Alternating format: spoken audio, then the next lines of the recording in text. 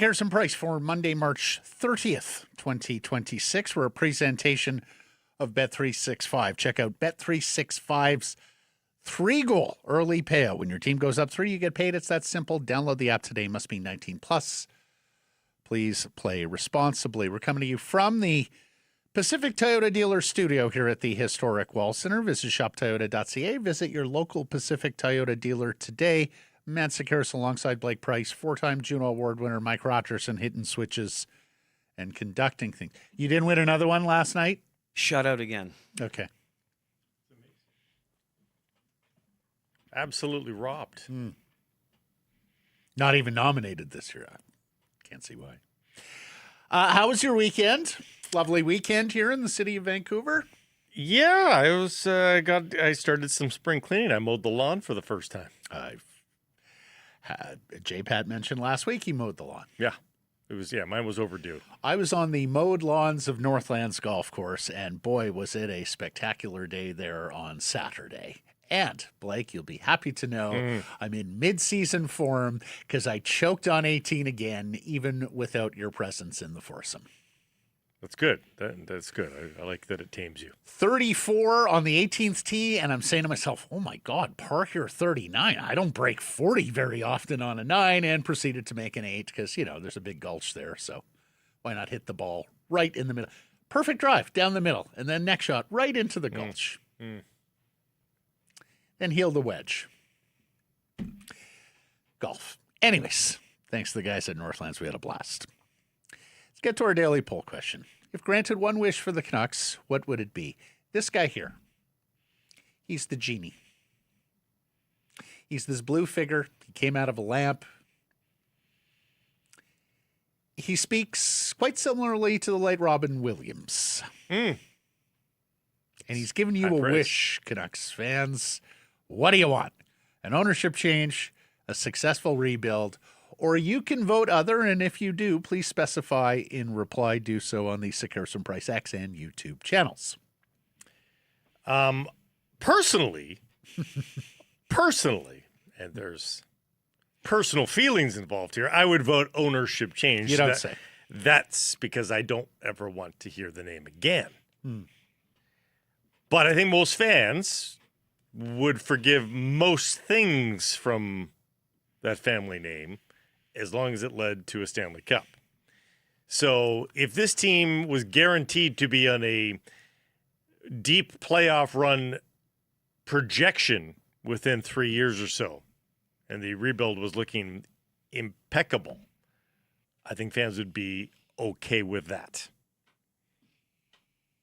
They would vote for a nice success over the cleansing of the organization. Alas, they're voting ownership change in the early going here by a significant margin. And that's where I would vote too. I mean, it's more permanent, right? It doesn't guarantee winning. It doesn't. No, but it does guarantee a culture shift. And look, you've had 20 years here. You have made an awful lot of money given the valuation of the club now. It is, in spirit, if not in deed, a community asset. Maybe it's time to take your profits and hand it over to the next guy. See how they can do running this franchise. Anyways, granted one wish for the Canucks, what would it be? Ownership change, successful rebuild. Other is getting a puny amount of the vote here, so it does. So we've nailed it. I do believe we've gotten to the. If this is Family Feud, the first two answers are off the board. You can vote at Sakaris Price, X, and YouTube, and it does look like X is back to tabulating votes this week on polls, which is nice. Mm-hmm. Yeah. Top story brought to you by Yellow Dog Brewing, Neighborhood Brewing, Yellow Dog Spirits, Foolish Winery. Canucks make matters worse, and we don't mean another loss Saturday in Calgary. We learned this weekend that the Canucks revoked the media credential of Daily Hive reporter Trevor Beggs and escorted him out of Rogers Arena during Thursday's 4-0 loss to the LA Kings. The club has not yet commented on what led to such irregular action, but it is apparently upset about a story Beggs wrote regarding a legal proceeding in the United States where an Aquilini business is adjacent but not the subject of. And we'll get into the details of what this story is with Patrick Johnston later in the program. Patrick had written the original story on this last week for the Vancouver Sun and, of course, for the province. It's an agricultural-based story. As you may know, the Aquilini family, which owns the Vancouver Canucks, has an assortment of agricultural businesses, both here in British Columbia and across the line in Washington State, blueberries, cranberries, grapes, and a vineyard. So we'll get into the particulars of that story, which, look, it's not, if I put myself in their shoes, it's not a story that I feel great about. But by the same token, it's reasonably benign because they're not the subject of this U.S. government probe. They're not into involved the in the activities story at all if it wasn't for another business potentially that they engaging have in a something. collaboration with. So we'll get into the particulars of that, as mentioned, with PJ. Now, not the first time an Aquilini-owned business has come under scrutiny regarding workplace conditions, and the Daily Hive cited some examples in its story. Before that story was taken down, and the Daily Hive did take the step of taking the story off of its website. And first of all, now that it's gone public, I am most interested to know whether or not the National Hockey League has been in contact with Canucks Sports and Entertainment, because when you go to the step of physically removing a reporter from press row during a game, typically that is something that the league will at least inquire about, going, okay, explain yourself to us. Bill and Gary don't have the chummiest relationship with the press, but they do understand the value of media. They do understand they are running 32 media enterprises in markets where the media can be your friend and be a big part of the promotional effort if done correctly.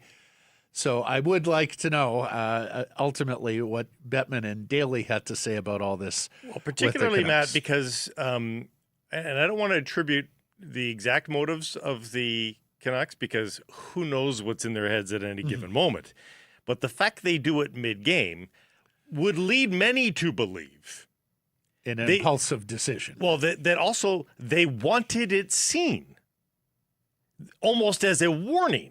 Because if you wanted to to do it without a lot of scrutiny, wouldn't you do it at another time where it wouldn't be the proverbial walk of shame past everybody else in the room? And that's the only reason why we really know about this is because Patrick Johnston happened to encounter Trevor Beggs on the way out. Now, that suggests an orchestration. And I am wondering whether it was impulsive, just immediate anger. Saw the headline, saw the story, and went, can't have this, get him off. Anyways, and look, I understand these are sensitive times for Francesco Aquilini and his family owning the Canucks. They are having a historically bad season. Fans are fingering ownership as the reason why this franchise has been so dysfunctional and so poor on the ice. Only now rebuilding after a decade plus of trying to fast-track shortcuts to Stanley Cup contention, failing, and basically wasting everybody's time and money. I can also understand why the Aquilinis don't want to read these sorts of headlines about their core businesses during season ticket renewal campaign. And, of course, we saw the memo that went out to season ticket members last week. And, of course, especially given how tough a sell the Canucks are these days coming off a wretched season. But what I can understand narrowly is why their objections to this Daily Hive story couldn't be adjudicated in a more discreet way. Unless, as you say, it was intended to be a big public fracas for the purposes of trying to chill coverage. Pull Trevor Beggs aside and or his editor, Rob Williams. Cite your objection privately. They will no doubt explain why the story read as it did, why the headline read as it did, all elements of the story, both the written and the photo selection. And if you've got further objections from there, then perhaps the story gets amended or taken down, or comment is added and it is resolved without the extreme step of walking a reporter out of the building during a game. Because needless to say, that is going to bring some notoriety. Mm-hmm. And sure enough, it did. As you can see here, those of you on visual platforms, the most popular awful announcing blog wrote about it and quotes Trevor Beggs from his Locked On Canucks podcast on Friday. Trevor said, "I've got to apologize to the fans of Locked On Canucks because last night I got my press pass taken away and I don't know if I'm getting it back. We'll see how it goes." He went on to say, "But that was an interesting experience last night to, mid-game be ushered out of the building. I talked to a few guys. I think I might be the only reporter who's been kicked out mid-game before. But you know what? It's part of life, man. It happens. It happens in the world of journalism." Doesn't happen often, though. No. Doesn't happen often. No, it doesn't. No. Really doesn't happen That's often. too polite, really. I mean, I've seen players, athletes, coaches, executives saying, I'm not talking with this person in the room. Famously, John Tortorella with Larry Brooks. Happened this week at the Japanese Grand Prix. Max Verstappen said, "I'm not making any comments until this reporter leaves," upset at an individual reporter. So, Begg seems to be putting a brave face on this. What I can't understand more broadly is why Canucks Sports Entertainment is intent on warring with local media. This isn't how every sports franchise works. Many engage a softer approach. Many actually even cozy up to local media, understanding that a constructive relationship can make your local media work as a promotional tool, cut some of these disagreements off at the pass, and create a culture of collaboration or at least dispute resolution behind closed doors. There's always going to be an adversarial element between media, reporters, and the subjects they cover. But it doesn't have to be contemptuous, at least not to the degree that the Canucks have allowed it to get to. And make no mistake, this is on the Vancouver Canucks and Canucks Sports Entertainment. There is nobody on the media side that fancies a frosty relationship with the club they cover. And it can be subconscious too. Like I don't understand why the catch more bees with honey sort of, and I don't think scientifically that's true, but it's a saying, you catch more bees Wait with a second, we have news here. You're telling me the bees aren't attracted to the honey? No, the bees create the honey. I don't think they're attracted by the honey. Okay. They want to be near the honey though, don't they? But I think they've lost the subconscious. Like, I don't think any media member goes, "Yeah, if they're nice to me, I'm going to write nice things about them." Nobody would cop to that, I don't think. And I hope that it's actually the fact of the matter is, Blake, that plays out in some markets. It does play out, and even with the best reporters, I think subconsciously they cut the team more slack, or at the very least, as you say, they have a very two-way door and open channel of communication with the team there that can facilitate a softer approach to some stories that might otherwise occur. Yeah. So why wouldn't you? If you're, and again, this is not the first time that the Aquilinis have tried to send strongly worded letters to A media members, to B minor lacrosse teams or otherwise, to be the heavy hand in a certain situation. So at the very least, wouldn't you try to live down that reputation just a little bit by playing ball? And they just want to say no every single time that question is asked. They want to fight. Yeah, I got a letter a few years ago. You may remember. Yeah. Let me give you a story. 19 years ago this week, first week of April 2007, I'm hired by the National Post. I moved to Toronto. I'm assigned the Toronto Raptors beat. My first day on the beat, I cover a game. The next day, there's a practice. So we're up in the practice facility, and their VP of Communications, Jim LeBombard, who is truly one of the great sports media people working in the business, and everybody who's encountered Jim will tell you that. He got headhunted from the Raptors. He went to the NBA head office. He's now a VP with the Washington Wizards. And I'd met Jim before because I had done some Raptor stories back in the day. He comes up to me at practice, Blake, and he goes, "Hey, welcome to the beat. Congratulations. Hope all's going well." He goes, so we have our process when a new reporter joins the beat. And he said, just do me a favor. After Sam Mitchell, who was the head coach, after Sam Mitchell's press conference today, hang back because I want to introduce you to Coach. Sam wants to know everybody who he's going to see and ask him questions. And it's just a way of facilitating the relationship. I said, sure. So I hang back, and Sam Mitchell was his typical grumpy self. But he met me. He got my name. He looked me in the eye. He said a few things to me about, the way he operates. I said a few things back.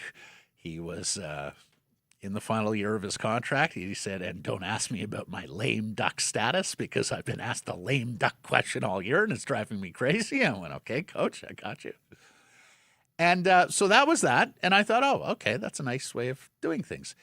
And then the next thing I know, LeBombard says to me, oh, and Matt, I'll be in touch at some point next week when the team's on the road. If you're not traveling, Brian Colangelo, the GM and president, wants to meet you as well. So you'll go into his office and spend like 30 minutes with him. And I'm like, wow. Like, I was never accustomed to that on the NHL beat or on the football beat. Now, the NBA is a very media-friendly operation, has been for years.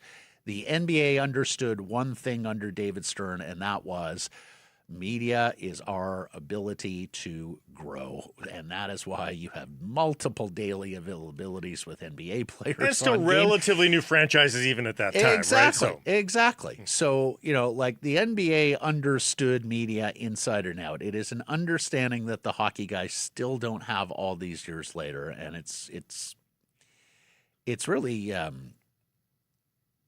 it's confusing in one regard because, of course, Bettman would have seen all of this from Stern up close and personal as his right-hand man before becoming NHL commissioner. But I guess, the hockey guys were more hesitant to adopt that sort of culture, or Gary didn't want that sort of culture.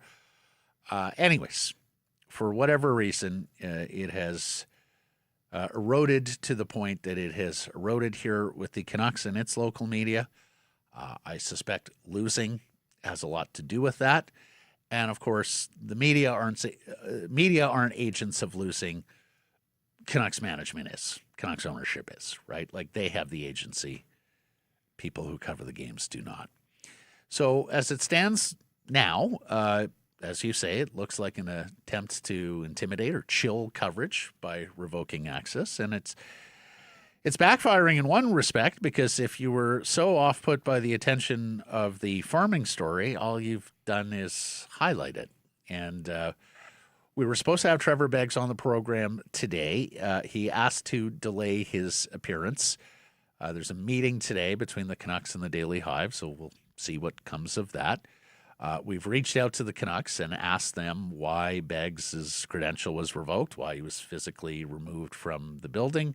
Unless anything has come in here in the last few minutes. Spokesman said they would check and let us know if they had any comment, while also providing a link to the club's media policy. And the one thing that does need to be said, the Vancouver Canucks do retain the right to issue or revoke media credentials as they see And fit. Further to your analogy over the Raptors and your career, it should be noted, and we never – I don't remember us explicitly laying this out for you.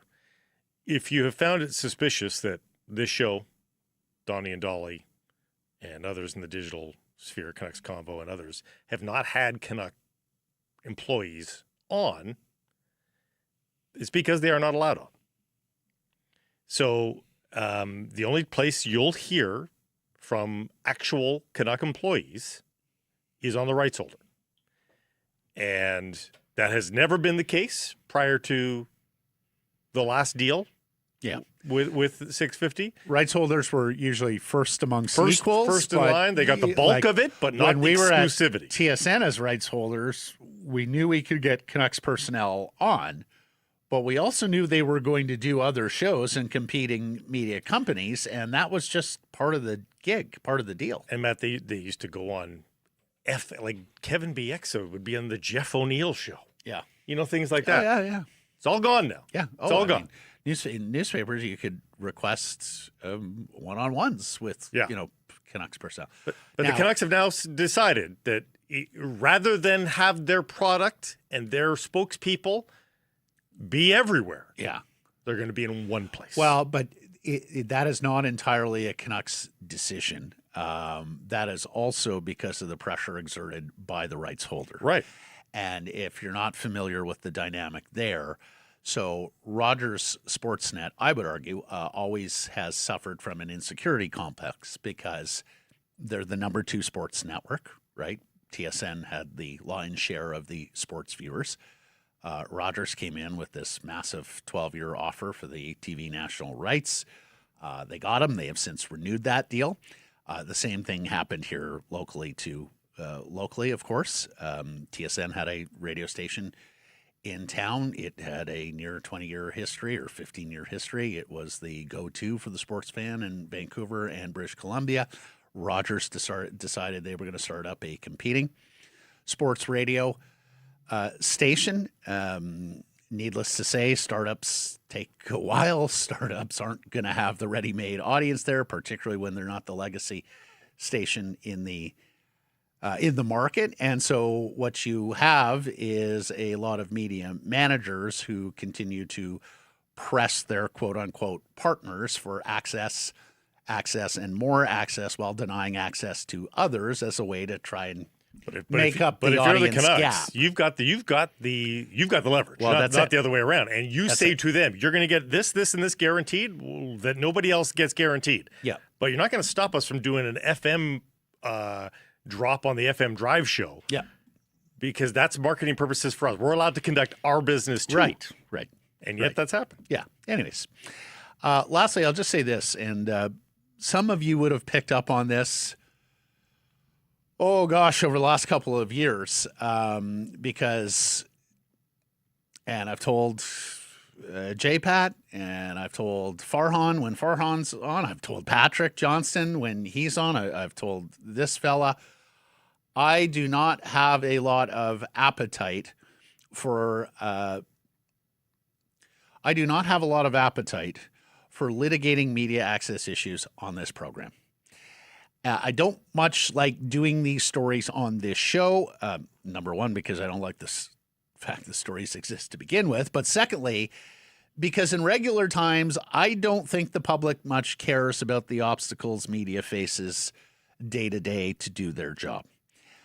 Making an exception here, because needless to say, it is a rather irregular, if not extreme, step to remove a reporter mid-game, but also because audience members of this program, really since Friday, have reached out to me and said, hey, are you having Trevor on the show? Are you having Rob on the show? Are you going to discuss this matter on the show?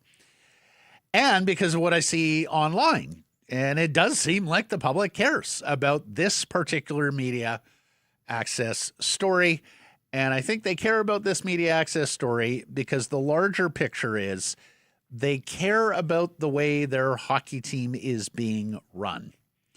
And they want to feel better about its ownership and its management if they are going to support this club with their time and their money during what looks to be a lengthy rebuild. Well, it's about trust, and the team is in a position right now where the fans are being asked to trust more than ever before. If you're a 100-point team and you're just trying to find a way to be a 110-point team and to win the Stanley Cup, well, those are real fine-tuning changes that need to be made. We are talking about foundational decisions that need to be made.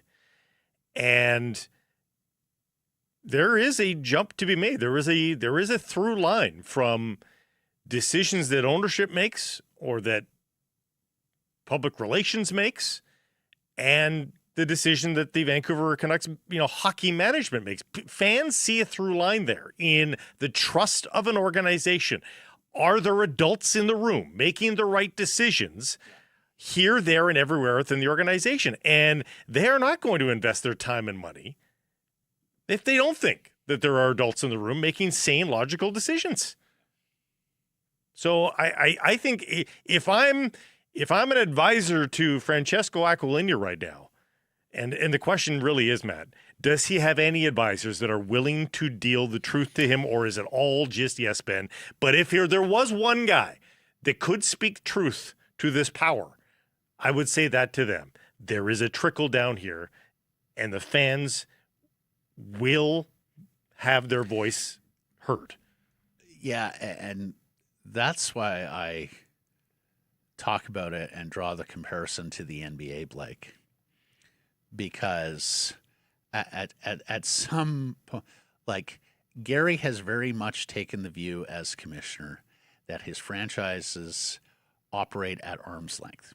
Now, everyone who knows the guy will tell you he's a control freak. And the NHL head office is very quick to make their suggestions on presidents and managers. They have their list, their preferred candidates, which they push on owners at times when senior management positions become available. The NHL head office has not in the past wanted to wade into the sometimes dirty business of managing relationships between clubs and their local media.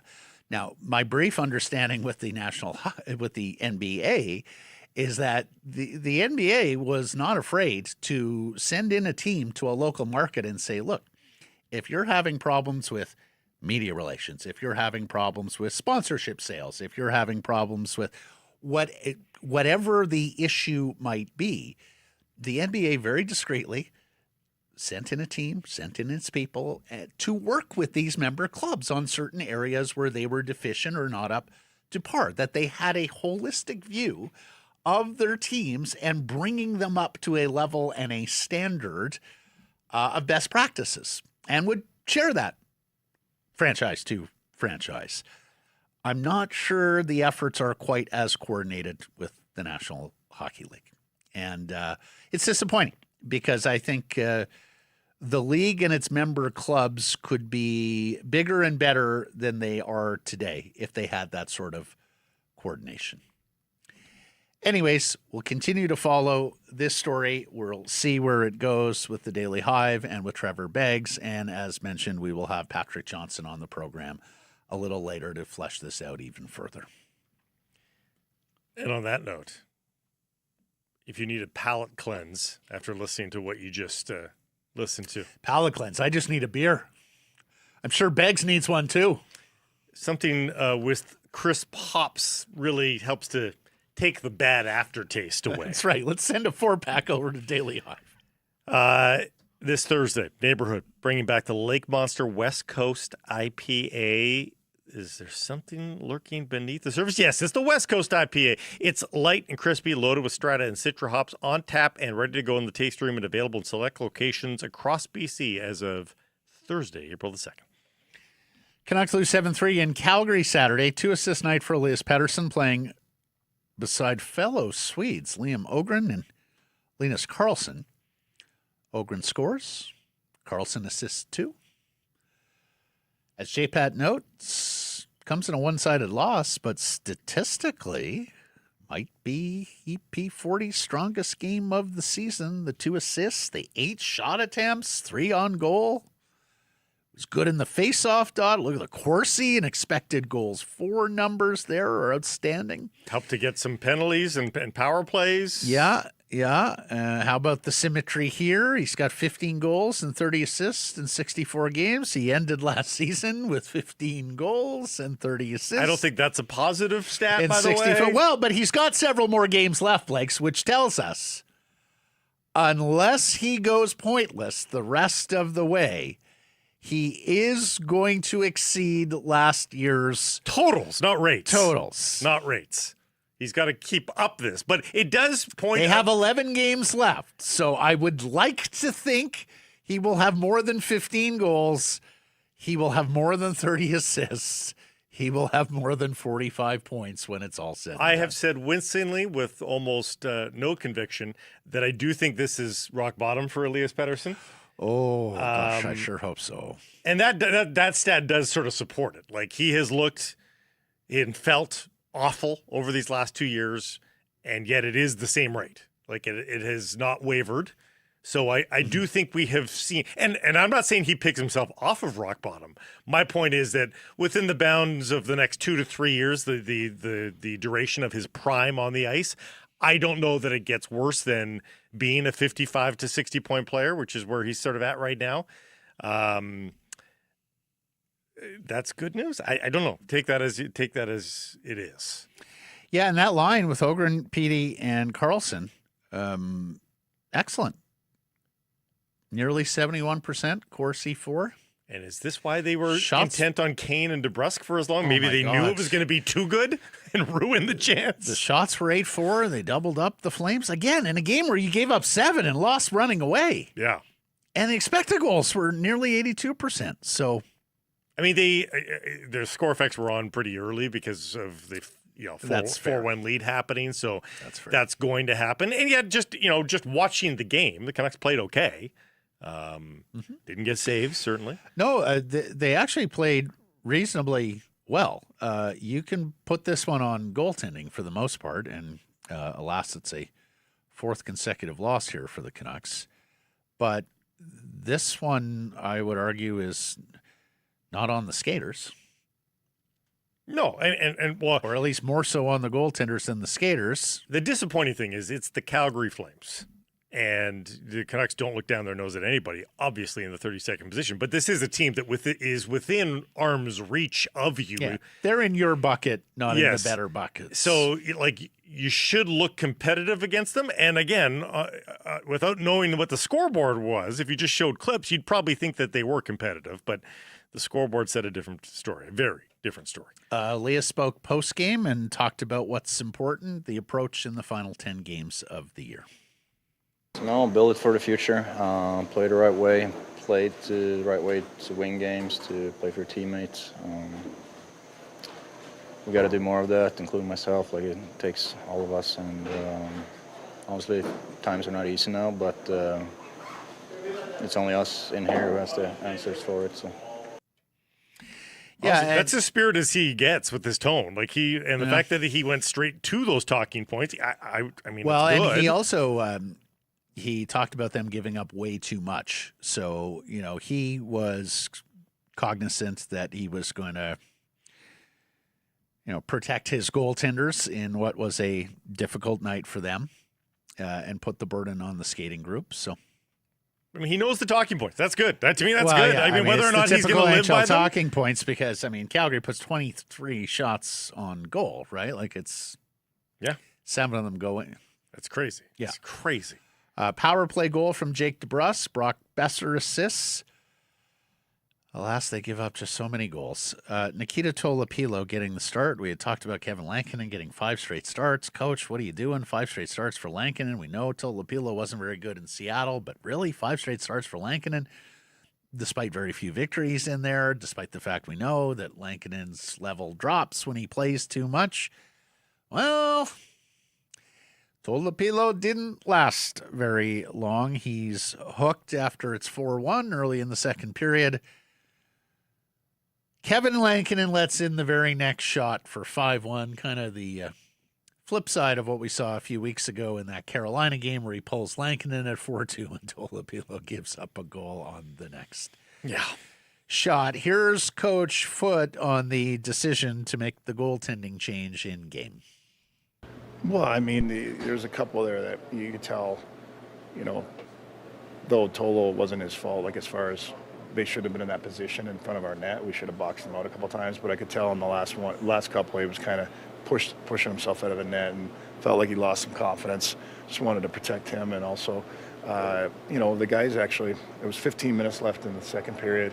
It sounds crazy, but other than those 3 or 4 mishaps that were became major, the guys, you could just tell the guys they were buzzing, and we were doing some stuff from their end. So it was just, I felt like it was the right time to do it. And Langs comes in, and I think it ramped up his stick on the short side. The guys kept fighting, but we got to make sure that we don't have those little things that should be covered. It's the NHL. You got to box out, and we have to learn the hard way, and we did, and that's what happened. I'm open to both ends of the goaltending debate about the Vancouver Canucks currently. I'm willing to entertain that these goalies just aren't very good, and with Thatcher Demko's injury, the goaltending situation is very bleak going forward. I'm also willing to entertain that the system and the players in front of the goaltenders has created an atmosphere so bleak that even B+ goalies would not thrive in this atmosphere. And I think that's it. You're more inclined on the latter. The atmosphere rather than the player. I think the system is horrific. The number of easy goals they give up, the number of wide open spaces in the offensive zone, a lot of good chances, the number of cross seam passes.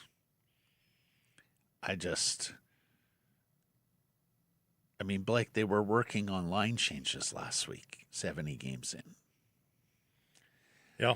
It just seems to me that the basic elementary stuff about defending and things like changing lines in the second period are not down pat.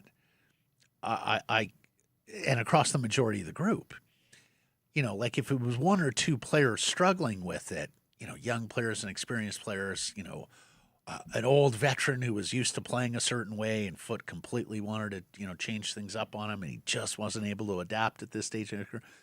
If it was that, then I could understand it a little better. But it seems to be most of the group, and it has been for most of the year. I think you could say that of the how many Canuck defensemen suited up this year? 10? 9? One could probably say they've had a good season. Philip Hronek, yeah. That seems a little bit too coincidental that 90% of the defensemen that have played for you this year have not looked comfortable or good. Yeah. What are the chances you've put together a blue line that's that bad? Right. 10 on the nose, actually. There you go. And as a coach, we've talked about this for a long time on this program over a variety of sports. And it was probably Wally Bono of the BC Lions who brought the lesson forward the most. My job isn't to win the game. I'm not a player. I can't go out and score a touchdown. My job as head coach is to reduce the ways we can lose a game, minimize the opposition's pathways to victory through strategy and through, in hockey, mostly defensive play, right? And Adam Foote talked about this early in the season, Blake, and that's why I was encouraged with Foote at the beginning of the season in training camp, the way he was talking about this, and particularly given his experience as a granite block defenseman who wasn't very much part of the scoring solution on most nights, and that I can't teach a guy how to go bar down when coming down on his off wing. But you can teach defensive play, and the staff has not put, especially the young defensemen, in positions to succeed, in positions that they're comfortable in. I can understand taking the first 22 games of the season and going, okay, they haven't got it yet. Maybe give it a little bit more time. They've got to learn some of these things eventually. But when it became clear that a huge part of the group just wasn't getting this system or wasn't able to play, then at some point you have to ask yourself as a coach, are they capable? Am I putting them in positions where they can't succeed, or worse, or the alternative, putting them in positions where they're going to fail? At some point, I think you had to change things up if you were going to ask this group to do more winning. And to the best of our knowledge, that hasn't taken place. As I understand it, this man check system he wants to play, if you don't have great lateral agility and things like that, then it is going to be tough, and edge work and things like that, then it is going to be tough for you to maintain your checks and be in the right spot at all times. So if your players don't have that in them athletically, then change it up, and he didn't. And this comes as a Stanley Cup winning coach shakes free in the National Hockey League. And we'll get to that for a second, but I want to get to this. The Canucks are now 3-6-1 since the trade deadline. And Farhan drug this quote up. Do you remember this shortly after the trade deadline? Adam Foote, something just feels different the last 7 or 10 days. The leaders, older guys that are still here have completely bought into what's happening. That was March 12th, so that was, less than a week after the trade. Oh, it was exactly a week after the trade deadline. No, less than a week. Deadline was March 6th. And he says it hasn't aged well, and he's not wrong. He's not wrong. Yeah, I mean, it's not a good team. It's not a competitive team with the rest of the league right now, and they've traded away a bunch of NHL caliber players that weren't having good seasons, but when they were motivated, could play at a higher level than a lot of the players that are on the roster right now. Yeah, and no one's saying they shouldn't have made the trades, but that lowers your floor, and the Canucks lowered their floor. Torts is back. I honestly, Blake, I cannot believe. We're 3 jobs past me being surprised. I know. 3 jobs past me being surprised. I thought there was a good chance he was done after the Vancouver experience. Yes. They got hired in Columbus, and I was like, okay, well, it's Columbus. They were It is desperate. like the C market of the NHL. They yeah. were desperate. To his credit, he did pretty good work in Columbus. Lasted parts of 6 seasons. Yeah. Of course, Canucks got a draft pick for him. That was the last ever compensation for a coach. Remember, they got rid of that. But after Columbus, I thought, okay. I mean, he won 1 playoff series with Columbus. So after all that, he just parts of 6 seasons, but won 1 playoff series. Was that the one against Tampa where they beat the great Tampa team? I think so, yeah. And had a really good rivalry there with the Penguins at one point. I didn't think he'd get a plum job like Philly, but he did. And now he's got a team that, who knows, maybe could go on a run deep this spring. Former Canucks coach will face his old mates, Canucks in Vegas tonight to face the Golden Knights. The Knights fire Bruce Cassidy yesterday, a stunning move that few saw coming with a Stanley Cup winning coach. Vegas 1 win in its last 7 and just 4 in its last 16. 3 points back of Edmonton, but also only 4 points ahead of LA. The other thing, though, is they have been PDO'd of late. The save percentage has been terrible. Shooting percentage, I believe, is dead last in the league over a certain period of time. So when you can't make a save and your shooters aren't beating the goaltender, not sure that's entirely on coaching, but hey. Shooting can turn around, but and the other thing is, I think shooting inevitably finds a level there. Yes. I don't think these goaltenders can find a level. So you're not a Adam Hill fan anymore. Not this season. Won a Stanley Cup there, but yeah. Not this season. It's been a tough go this year. And look, he's taking over with 8 games remaining in the regular season, Blake. That's the other thing here. The runway is incredibly short. When the Devils did this with Larry? So we're just about to get into that. I said 11 games for the Canucks earlier. It is 10. In 2000, the Devils fired Robbie Ftorek with 8 games remaining. Now, they promoted Larry Robinson. And, of course, Larry was an exceptional head coach who didn't want to be a head coach. Mm-hmm. Like, one of the really interesting things about Larry Robinson, who's quite an interesting guy, is that he much preferred the actual teaching and instruction, not to mention the relationship you can forge with a player as an assistant coach, which tends to be a little tighter and more mentor-ish. Yeah. And Larry accepted the head coaching job, and he led the Devils to the Stanley Cup that year, you may remember. So it has worked before to Stanley Cup ends.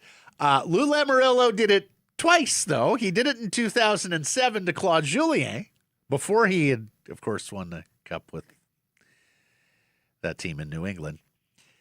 He fired Julien with the Devils being second place in the Eastern Conference. That was the other thing. Like second place in these. This is back when conference seating was the thing. He went behind the bench himself, Blake. That was the other part. Like, he didn't have a ready-made head coach there. In either case. Yeah. Lou went behind the bench, and they made it to the second round. And he fired him with 1 game left, I think, didn't he? 1 game left in the season. Was it 1 game left? April 2nd, 2007, with the team holding a 49-24-8 record. What's the 69, 73, 81 games? Yeah. Lou Lamoriello was unconventional, to say the least, in his stewardship of the Devils. Remember, no facial hair. It's not a rule. It's an expectation. Not a rule, though. So we'll get a chance to see Torts tonight. And I've said before, like, there are times with Tortorella and the post-game press availabilities that I just can't abide. John still, after all of these years, doesn't understand or doesn't want to accept the fact that you do this for a commercial public, that it's not just about you and the 23 guys in that locker room and the opposition. Like, we're not playing Saturdays at the park here. We're playing for a commercial audience, and that comes with media responsibilities, and John doesn't always get that. But I've also always said the NHL is a more interesting place with John Tortorella in it. it is. He is he is a grand character of the game. Nobody can take that away from him.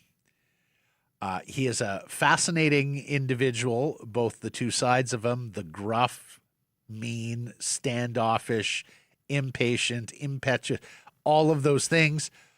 But then you hear stories like Torts hearing Larry Brooks is sick and breaking off a call to Larry Brooks to check on him, despite all the wars and all the lancing when John was coaching the Rangers, and Larry, of course, was his foil and causing so much trouble for him with his columns in the New York Post, the late Larry Brooks. So, and then, of course, his 1 year coaching the Canucks here, one of the things that we learned is he was a huge dog lover and had his rescue agency. And we would get, was it every 2 weeks or every 3 weeks, whatever, maybe monthly, we would get Tortorella on our show. And Blake and I always said, okay, well, we got to warm him up because we know he doesn't suffer these things well. Each and every week, we'd ask him about the dogs off the top, right? You get a little story about something get a silly little story, they did. exactly. Yes. And that put him in a good frame of mind or a better frame of mind. The other thing we learned about Torts during that year was that he didn't really take to names very easily. Alex Burrows said by Christmas he still didn't know his name. So with this shorter runway left in the regular season, I think you can expect that he'll know who Jack Eichel, Mitch Marner, and Mark Stone are. Well, he's working for ESPN. I would hope he'd Brandon know more Saad's than that. played under Torts. I think he might remember Sauter. But the rest of you, Ben Hutton, Yeah, Caden Korzak, you're just going to be Guy. You might get your number. You might get your number. Yeah, he may call you by your Ben number. Hutton might be 17. But he might just be you for the rest of the season, and you're going to have to be okay with that. We're still waiting for those burgers and beers, Torts, that you promised to hash out your year here. Yeah. We, of course, should also mention that Torts was very honest after his year here in Vancouver, saying my headspace wasn't in a great place after getting fired by the Rangers, and he should have never taken the job. What I do wonder is, with 8 games left and not a lot of time, are the Golden Knights building him a Murphy bed? Would he avail himself of a Murphy bed in the coach's office this time around? Or, I mean, T-Mobile is right by New York, the casino, right? Just get him a room right there.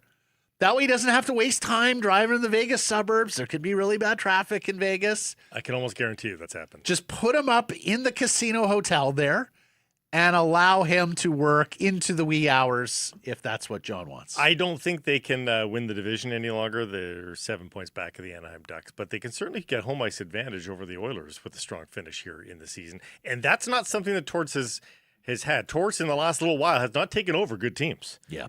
He's got a chance to take over a decent team here with some superstar players on the team, to say the least. So, unlike the lack of motivation that he maybe had taking over the Canucks, I would guess he is pretty ramped up about taking over this team. Yeah, pretty excited.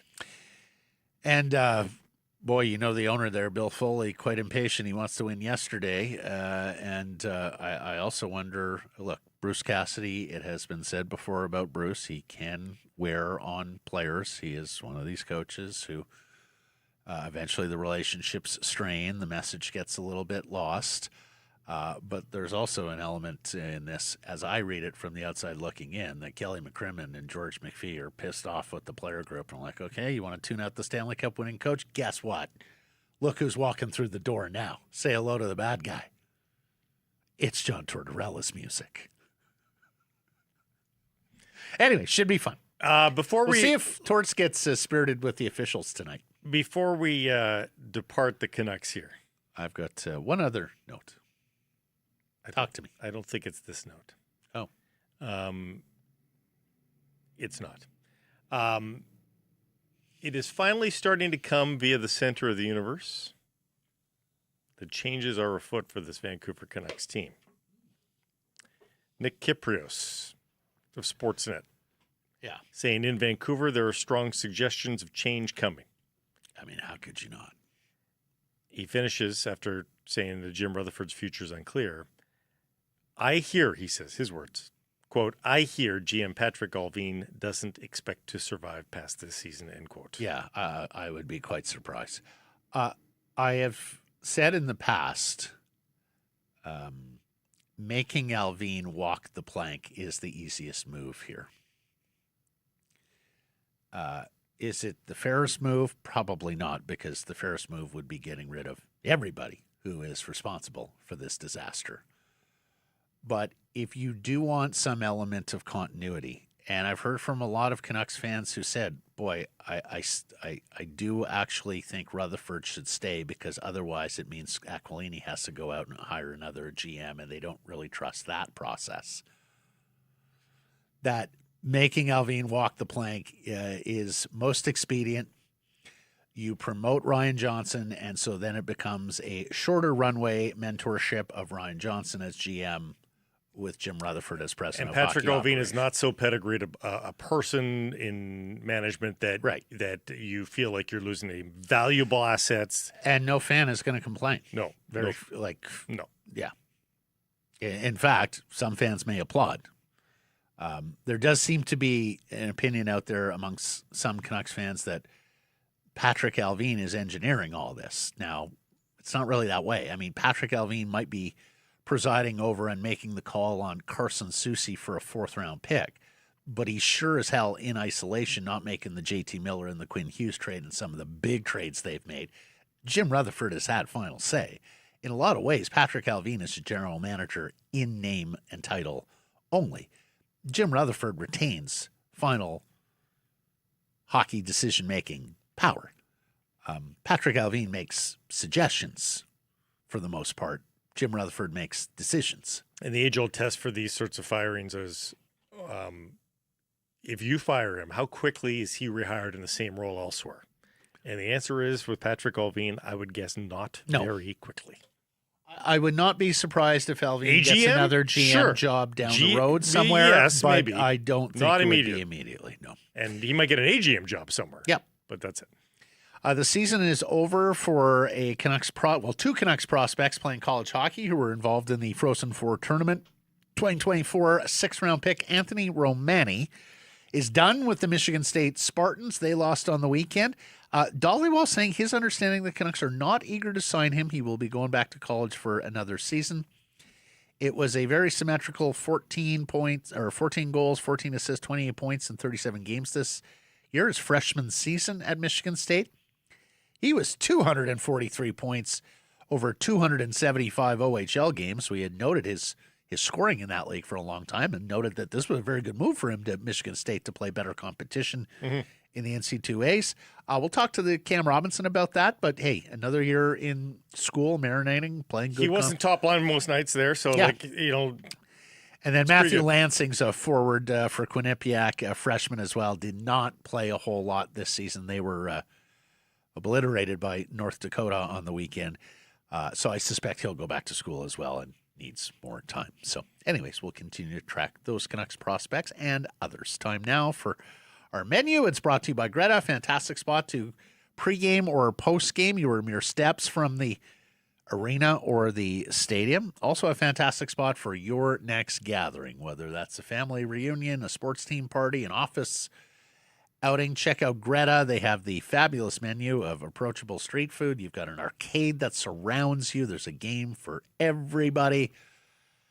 And a private riser in the back. You can make your own, put whatever you want on the screens. There's a bar back there, too. So the service is fantastic. Check it all out. Go to Greta Bar to book your reservation. Check more information out. GretaBar.com, Greta 50, West Cordova. Let the games begin. We'll talk to aforementioned Patrick Johnson here about the story on the weekend that he wrote about with Trevor Beggs losing his press credential and being escorted out of Rogers Arena on Thursday, as well as the story he penned last week on the Aquilini vineyard that's involved in this matter south of the line. We'll talk to Cam Robinson on, Elite Prospects has finished its prospect pool rankings. He'll let you know where the Canucks came in, where some of the individual prospects came in on the EP list, as well as talking about Gavin McKenna and Anthony Romani and some of the other prospects. Ivar Stenberg still playing hockey over in Sweden, so we'll talk to Cam about all of that, plus some more draft prospects to look at, particularly with that second first-round pick the Canucks hold from Minnesota. Later in the program, the Golden Knights get a big win exactly when they needed it. Canada with a high-event soccer match on the weekend against Iceland, and another one to come here. We got opening weekend of baseball where there's some really good returns for both the Blue Jays and the Mariners. And then Tiger Woods. Well, actually, let me rephrase. A marvelous, uplifting story from professional golf and the PGA Tour victory of Gary Woodland, which anybody with a heart, anybody with a conscience can get behind. And then there's Tiger Woods. And alas, Tiger Woods doing Tiger Woods things has a very different meaning now than it did 20 years ago. Alas. All right, so all that is coming up on the program today. Time now for our Bet365 bets of the day, Blake. And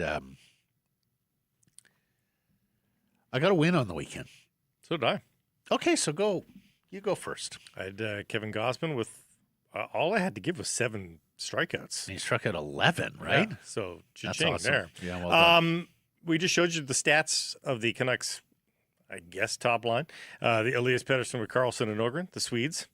I think it'll be Linus Karlsson's choice. He played the setup man to the Ogren goal. Karlsson bags one tonight, plus 450 for a goal from Linus Karlsson. I think you're getting a lot of goals tonight. Because the Canucks are a disaster defensively with some shook goaltenders. I also think you're going to give some up if you're Vegas because you haven't been great and your goaltending hasn't been great. So I'm looking at I'm taking a really big swing here. I'm looking at correct score. 6-3 Vegas pays out at plus 2,000. Wow. Swinging for the fences. Well, the underpinning logic. Are you with me? Going to be some goals tonight? Yeah.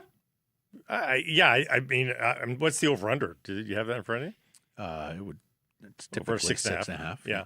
I think they can hit the over for sure. Yeah. I think a lot of goals tonight. Because did Torts even have a practice with them? No. So, you're not sure of the John Tortorella system yet. He's probably just going to sit back for the most part and observe tonight, make his notes. The assistants will run the bench. Yeah, exactly. The players will play the way they have been playing, which hasn't been tight enough. And, your goaltenders will give some up. And you got goals. Tired of waiting for the end of the game to get paid? Ready to move on to the next puck drop? That's why Bet365, an official partner of the NHL, has 3-goal early payout. If the team you're riding goes up 3 goals at any point in the game, they'll pay your bet out early. Hockey moves fast, and now with 3-goal early payout, there's one less thing you have to wait around for. Bet365. Download the app. See what early payout's all about. Must be 19 or older. Please play responsibly. Finish. That's it. Tortorella has often said, with regard to goaltending in the past, I don't know anything about goaltending. I just need him to stop the puck.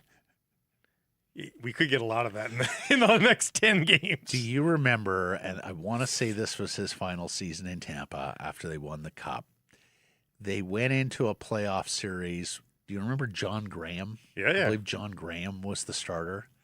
Yes. I guess it was against the Senators or the Penguins. John Graham. It was against a high-scoring team, sort of mid-aughts. Didn't like being thrown out of the bus, John Graham. And Torts came out after one of the games and said, I'm getting tired of the 75% rule. That he was only making 75%. Yes. In that Torts New England accent. This could get fun. And you're like, oh my goodness, he's sewering the goaltender right here in the middle of the playoff series. Anyways, Aiden Hill, meet your new coach. And Patrick Johnson is next. Secure some price from the historic Well Center. And this segment brought to you by Pacific Toyota Dealers. And my goodness, if you have seen the rush to get into electric and hybrid vehicles these days, don't miss out your chance to drive past the pumps for a long, long time. The plug-in hybrid edition of the Toyota Prius is back in 2026, and it is spectacular. And if you've never driven a hybrid or an electric vehicle, get behind the wheel of one of these and see what you've been missing, because if there's anybody out there that still thinks there's a lack of performance, you're missing out on the fact there's actually more performance from these vehicles. A little tap on the accelerator. You don't have to wait for the engine to rumble. You're gone. It is so much fun to drive. Plus, fuel efficiency is amazing. Plus, you've got all the room in the back for your golf clubs and hockey equipment and everything. There are no sacrifices at all. Take one for a test drive. That's all you had to do. You don't have to buy one sight unseen. Just take it for a test drive, and you'll be hooked. ShopToyota.ca. Red Tag Day deals are on right now until May. Here's Patrick Johnson, columnist with the Province and Post Media. Hello. How are we doing? How was your weekend? I wanted to talk to you about the fourth line minutes of the Vancouver Canucks. Nils Höglander. Mm-hmm. Oh. You've been a busy boy. Apologies. Let's get out of the way. Apologies to Rink Wide and Jeff Patterson. I was supposed to be there on Saturday night, and I just completely blanked. So I'm sorry to everybody. Okay. And shout out to Jeff for carrying a show about a game that, well, as we said, there was a lot to. You picked a really good time to forget about doing Rink Wide. Yeah. Sorry, guys. Anyway, I gotta say though, good on you to start with accountability, Patrick, and bring your misgivings to the fore. That is the sign of a conscientious person. Yeah, so well done on that.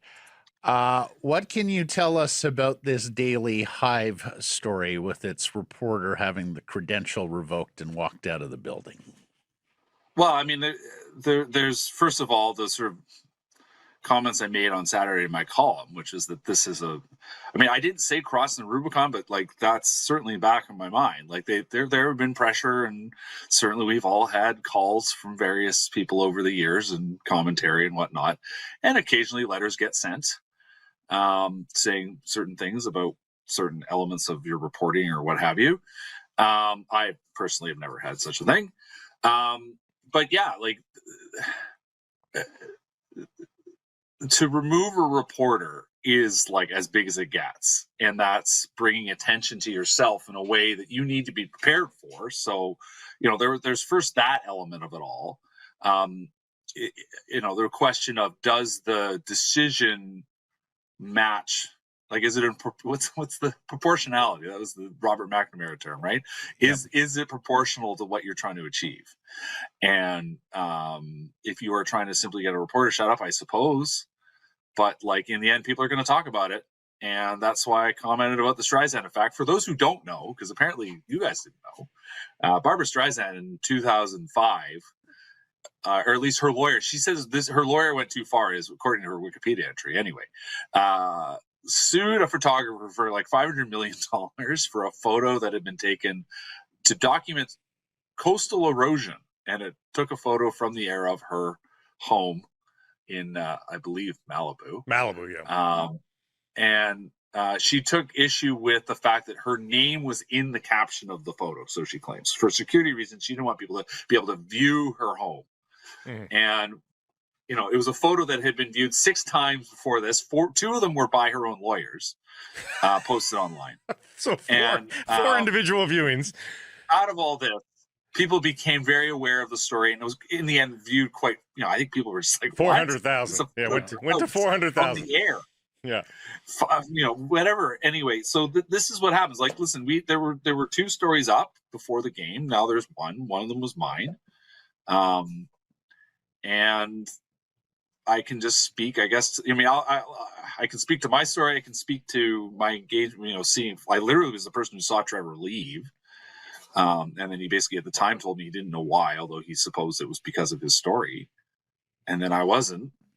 And certainly, I can tell you about our story, which was that, you know, when we first saw it. I'm gonna get you to fill in details here on the story you did about this farming matter down in Washington State. But first, because you've been covering the Canucks for a number of years here, like one of the things you learn when you're on a beat, when you're going to cover a beat, and this goes for sports, this goes for government, this goes for courts, this goes for anywhere where the principals are going to see your face day after day, and where day after day you're going to produce stories, is that you're accountable for what you write. You're accountable for the headline. And I've always been taught and practiced that you go to the principals, and with the sports team, it is usually the VP of comms or the director of public relations, whoever you're dealing with most regularly on their media or public relations side.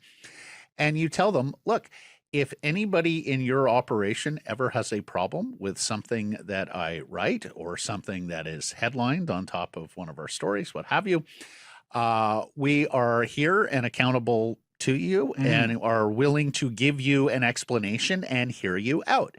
And the mature way this works, the adult way this works, is that typically when they do have a problem, it is done very discreetly. Hey, can I get a minute of your time? Pull you aside, or a phone call. Sure. I guess in the modern world, it might be a Zoom, where you get together in a small group. Sometimes it's with the editor. Sometimes it's just really with the reporter. Usually it starts with the reporter. Usually just starts with the reporter and the media contact. And you explain to them why it was written the way it was written, or what phrase or sentence or headline that they may have an issue with, and why you felt it was appropriate to do it that way. And then it's reconciled privately, discreetly. That didn't happen here. That, to my knowledge, doesn't happen a lot with Canucks Sports Entertainment and the media corps that covers them, although you might know better. Like I said, oftentimes it's discreet or private. Why do you think that there isn't that relationship between the Canucks and local media, that they could handle these matters without, turning it up, as you say, to the irregular activity of removing a reporter and escorting him from the building? It's a great question. I mean, for the longest time, you would get a call. I'm not so sure about the story, that this happens. This happens with, I would say, just about every other organization you deal with in Vancouver and in Canada. Like, there will be, concerns or comments or whatever, and that's part of the job. As you were speaking, I found myself thinking way back to Brian Burke. Burke used to call Chappie all the time, with a particular columnist in mind. But there may have been times when Berkey wanted to ban Tony from the building, but he never did. He always talked about it, and it would become things like, we will give you your opportunity to respond. And that was perhaps a different era. I mean, that maybe that's some of it, viewing on how stories get handled and views on how media should or shouldn't work.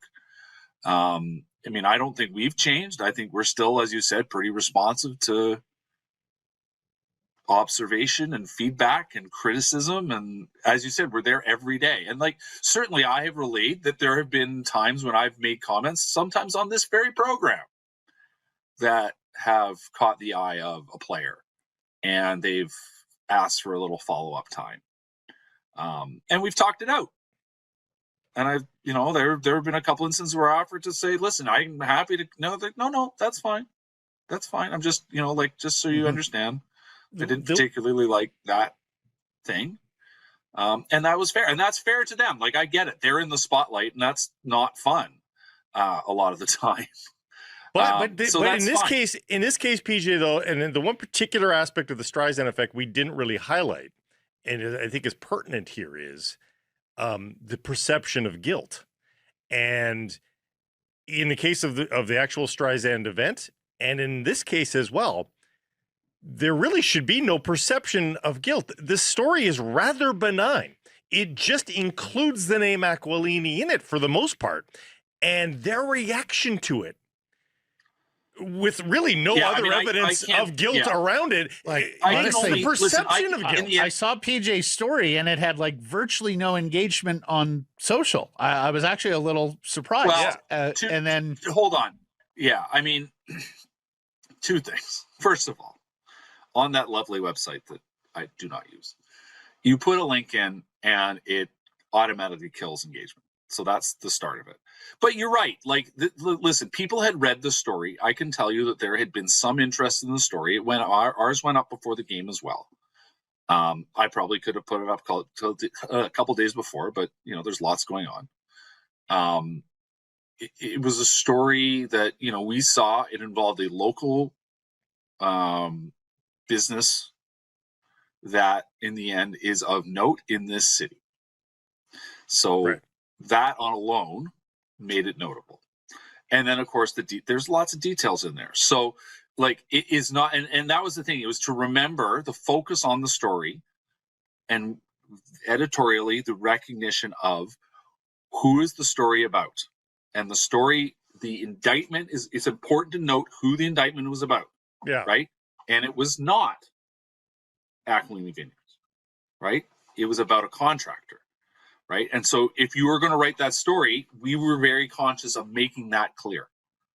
And at the same time, going out and you got to do the work. This is the journalism lesson for all the kids out there. The story was there. It had been well reported in, I believe, the Tri-Cities Herald, which is the local paper. In fact, when the press release first came out from the U.S. Attorney in late February. And then there was an Inlander story, which had much more details and covered a lot of other ground, that came out, I guess, 10 days ago. And so I'd actually seen that one. And so I proceeded to start, we were like, is there essentially a way to advance the story? And, the VP of Aquilini Vineyards responded. And then, okay, we can start going with this. Yeah. And what are they, thinking about what's being said? So we wrote the story, which was that they are trying to distance themselves from what has happened. Well, let's just reset. Let's just reset for those who missed what the story is. It's a company in Washington State by the name of Harvest Plus. I guess they're a contractor that works in the agricultural space. Yes. And U.S. authorities allege that they forged information on visa applications for Mexican laborers who were coming on up to work at specific farms and workplaces. Yeah. Some of these workers wound up at Aquilini Vineyards, which was not an improved destination, according to the paperwork, the indictment. You got in touch with a VP of Aquilini Vineyards who confirmed that the workers were there. They had their paperwork in order. They were paid the prevailing rate. That Harvest Plus was a legitimate contractor, that they had no knowledge of any of these allegations, that this is routine in the agricultural space where a contractor brings in workers and then literally farms them out, and that the vineyard met its contractual obligation to Harvest Plus, and that there were no health or safety issues at play.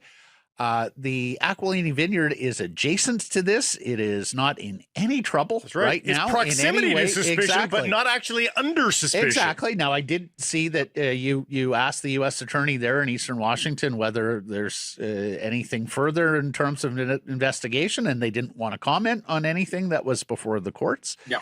And so, So that's where the story stands. And needless to say, Harvest Plus is in some trouble and has some questions that they have to reconcile with federal courts. But that's the extent of the story right now. It goes no further, and it certainly doesn't go to any kind of proceeding against Aquilini Vineyards. And of course, even Harvest Plus right now, let's make this clear as well. These allegations have not been proven, and it also remains innocent until proven guilty. That's right. In a court of law. It's a magnifying glass on something that is quirky, if anything, rather than actually lascivious. Well, but here's the thing. There have been legal matters with Aquilini agricultural businesses in the past. And so what I wonder, Patrick, was there a heightened sensitivity about that and those stories being brought back up? Is it a heightened sensitivity about the state of the Canucks right now in a season ticket renewal campaign, which, let's face it, is a pretty tough sell after this wretched season they're in the midst of? Yeah, I in the end, I think I don't know. There's certainly sensitivity, sure. I can imagine that. The I can only presume that the difference in response has to do with how the stories were covered. That said, to not give a reporter an outlet a chance to make changes to the presentation or make changes to the story is as big as it gets. And now people are talking about it. Like the way they handled it has brought the discussion back to them in a way that I don't imagine they anticipated at all. It's a lack of wisdom here, Patrick. Like if they engage with Trevor and Daily Hive and say, listen, this isn't Francesco's bag at all. He's not involved. Whatever the clarification is they wanted to make on and they just make an adjustment to the story, the public doesn't pick up that the story's been adjusted. Maybe 7 out of 1,000 people not even 7 would recognize that there's been a tweak to the story. Sometimes now they list at the bottom of the story it's been edited. But if it was your fault that you may not have done that. But anyhow, I don't think anybody really picks up on that, and the story gets a quarter of the attention that it does now. And I will note that the Inlander version of the story, which I saw originally, it had its headline changed. The headline it has now is much closer to my headline.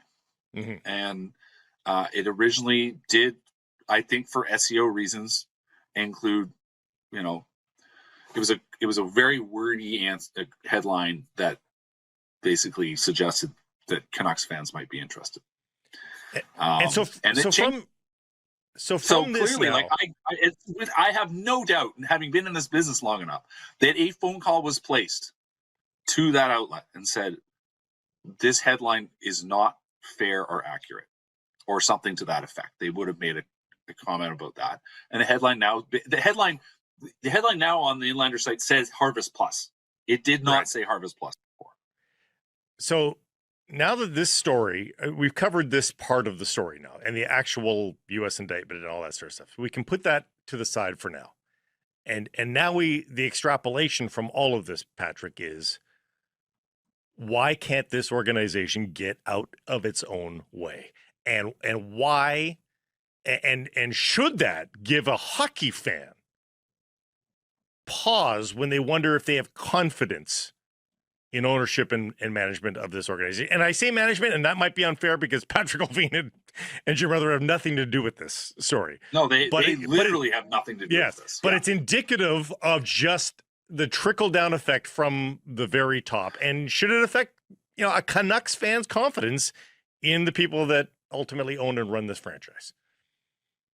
Well, they've been watching this team for, circle the drain for a decade and have bumps that were positive and otherwise not. Like, I'm hesitant necessarily to point to one thing instead of pointing to everything. The truth of the Canucks history, talk about Ed Willis's book. What is the actual trend of this team? And there have been a couple good eras, but mostly it has not been. Mm-hmm. And sadly, the last decade has been keeping with that overall trend. It could have been so different, right? Mm-hmm. Let's call the senator from Oak Bay. It could have been so different, right? And to me, that's the fundamental, is that there's a pattern. Obviously 2011 was the height, and a couple of decent seasons after that, which did not live up to what they should have been. But since then, it's been bad call after bad call. And no matter who the manager has been, or the coach has been, in the end, we've ended up where we are. And that to me remains the overall problem. And it's the list is long of why those things why they have not worked. But the general theme is the same. And it's, as you said, Blake, it's at the very top. Let me ask you this. Do you think the actions they've taken here with Trevor Beggs and the Daily Hive will have a chilling effect on the rest of the media corps that covers the Canucks? I don't think so. I mean, possibly. Some people, listen, I'm going to keep doing my job. And I think that's to report fairly and accurately on what goes on with this team and what goes on around this team and what's adjacent to this team. In the end, this team is a semi-public trust, right? Like especially when you are in a city like this where you are the big dog, people are going to pay attention to you at all times. And in the end, the easiest way for people to think fondly of you is to treat people well and to be positive and uplifting in how you approach everyone around you, and to not blame others for your problems. The fact that there aren't more positive stories remains notable. And I would love to write about a team that's making the playoffs every year. Let's be clear. And I would love to write about an organization that's giving back to the community all the time, and that is where it was. To cite Brian Burke again, like, Brian was very open about what he believed the Canucks should be doing every day. And most of the people that have followed in those footsteps have been in a similar view. And that was this is an organization that needs to lead, and it needs to lead by example and not by sort of a transactional obsession with pulling people to you. Simply say, here's what we're doing, here's where we're going, ask us more questions. Same owners in 2018 in August. Post-media headline, Canucks tell youth lacrosse team to hand over customized Johnny Canuck jerseys. You remember this story? And I think this was one of a couple in which, again, it was the junior lacrosse team right in using it? Nope. But there's a good way to handle it and say, listen, can we sponsor your team, and we put a Vancouver Canucks logo on it, and maybe this is the last year we do this, but you've done this already. Let's find a way to make this a positive story. Instead, heavy-handedness again, right? Like, and listen, they've done some good stories along. Like, there's been like there was a hockey, a hockey team was it in Victoria that had their stuff stolen? Like disability hockey had their stuff stolen, and like they hosted them at the game, and that got completely lost in all this. They helped out a group up in Squamish, right? Like, there are examples of them doing good stuff. It's just the way those stories end up getting pushed out are, again, very transactional. And like not just saying, here's the thing. There's a desire to be cast in a good light. Just keep doing it. Just keep doing it, and people will find it. People will come to us. Create goodwill by just being good, and that's the thing. And so, like, in the end, to come back to the original sort of question, Blake, is like, yeah, for me, no, I'm going to continue doing my job, and I think I do. I think I'm a fair and honest commentator on this team and on the overall, and open to all things, and like. I would hope my colleagues recognize this, that there are ways to continue covering this team and not shy away. And the truth is, in the bottom line in all this, right, guys, is like, just like take the time to get the story right the first time, right? The moment you hit publish on your website, are you prepared to stand by this story, right? That's the task. And that's what I continue to do, and that's why you make the calls. And I said, like, you get the indictment, you call the U.S. attorney, you ask for comment from the Vineyard, right? You get the things in your own hat. I've covered stories involving this team and involving legal matters in the past, and the important thing to understand, and listen, this is also a bit of a story about the sort of degradation of newsrooms, right? It's about having experienced hands who understand the how and the why. And there was a story I worked on several years ago involving legal stuff, and there was another news agency that had a bunch of stuff, and we didn't use that because it was a sensitive topic and we needed it ourselves, and we needed to button it up ourselves, right? You make the calls, you get the bits, you get the comment from the team. Right, you have to write about what you have in front of you when it comes. Like, it's one thing to write. Someone said it's one thing to write about a trade rumor involving such and such a person, right? That's fun. It may not be fun for the person who's in the story, but fundamentally, this is what this is what sports media is. But when it comes to legal stories, you got to keep yourself buttoned up, and you got to get the stuff, and you have to understand what is and is not allowed to be said or framed or put in a thing, and just don't leave. At the same time, too, also don't leave threads to be pulled on. Right? Like, have it tied up. And as I said, are you going to stand by your story? Is there anything that is a concerning issue? Then take a deep breath and figure it out. And don't leave it hanging there. Well put. We'll leave it at that. Thank you, Patrick. All right. Take care, guys. Harrison Price from the historic Wall Center. And Pizza has done the unthinkable. They have found a way to reconstruct the pizza. Still circular, although other people have tried to, but it's best in the circle. They're not taking that away. Sliced, it's the North American way. Crust on the outside, all that remains. But that acreage in the middle, so often you've taken for granted.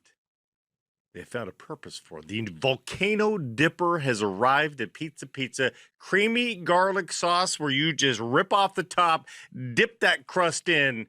It's the perfect dip for creamy garlic lovers. And you'll only find it right now. The Volcano Dipper at Pizza.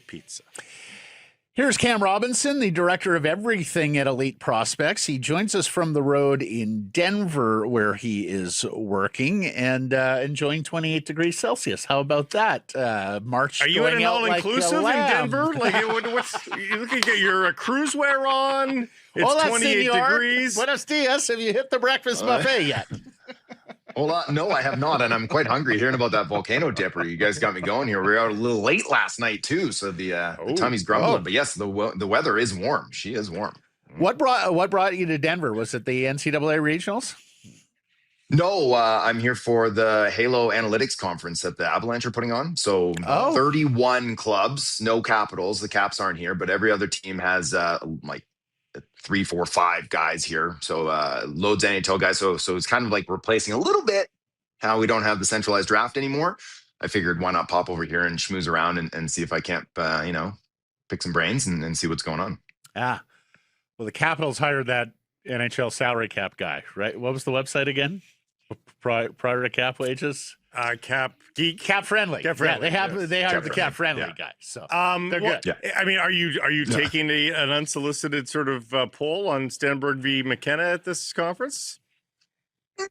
Not so much on, well, there was definitely that conversation came up last night, maybe post midnight around a few analytics people. We're all just talking just off the cuff, nothing, Yeah. all hypotheticals, I believe was the tone as we were standing around our circle, but those names may have come up. Yes. Yeah, well, we're going to talk about those names in a second. But first, Elite Prospects has gone through its prospect pool rankings of the 32 National Hockey League clubs.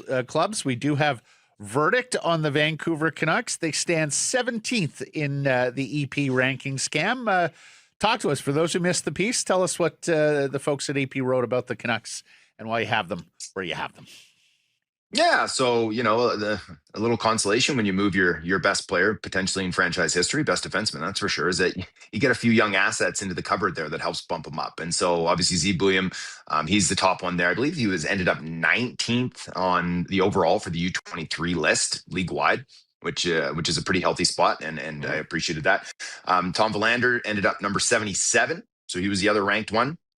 Alexei Medvedev, he got ranked as one of the top 20, top 25 goalies. I think it's right around there, 20, 21, 22. And then the rest of the guys were kind of honorable mentions. So Ugrin, it's Pedersen, it's Lakiramaki, it's Braden Coots. None of those guys got ranked, but everything we've been saying, it's a collection of players that a couple of them have high upside, a couple of them have that kind of mid-level upside, and now they need to inject some more high-end talent into this because that pool's got to get way higher when you're sitting 32nd. What do you see from Z William? We were talking about him and Wheelander at the back half of last week because of that one game where they got a little feisty. Where are you on William? Have you changed any opinions on him after watching him this year in two very different environments?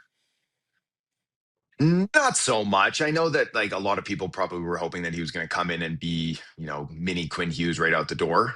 And we see the flashes. We see the flashes of it. He's going to be a very, very good player. And I'm confident in that. I feel like he's going to be a top pair defenseman that you can win with, which is exactly what they were looking to get. And so, no, my assessment on him hasn't really changed too much. It hasn't really changed much since he was, running downhill at Denver too.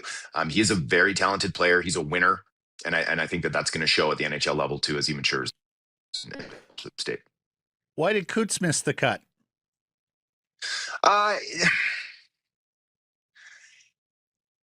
He doesn't have the offense to really pop, I don't think. And that was kind of our group's feeling about him as well, is that he looks like he's going to kind of be that traditional plug and play third line center. And then you're hoping he's going to become a second liner.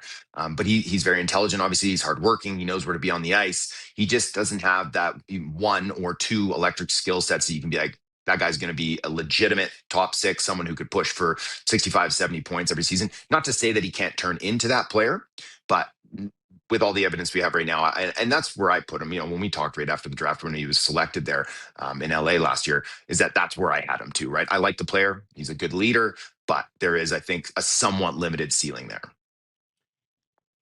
All right, moving along. Gavin McKenna's season is done at Penn State. They are out in the final 8 of the NCAA Frozen Four. Will not be going to the final weekend in Vegas.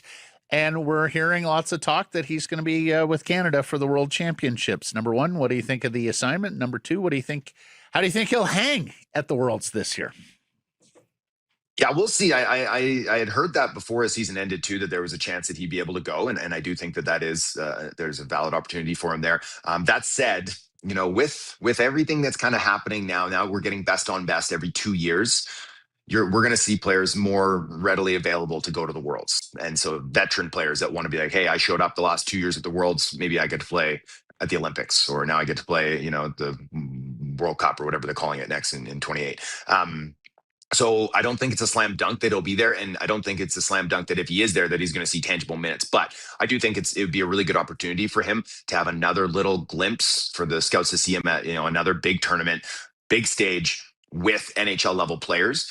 So it would be beneficial for him. But at this stage, I do think that he's shown the player that he is so many times that everyone has the book on him now, that if you're picking at the top of the draft, you know exactly what you're going to be getting with Gavin McKenna. And I think most teams are pretty comfortable with that.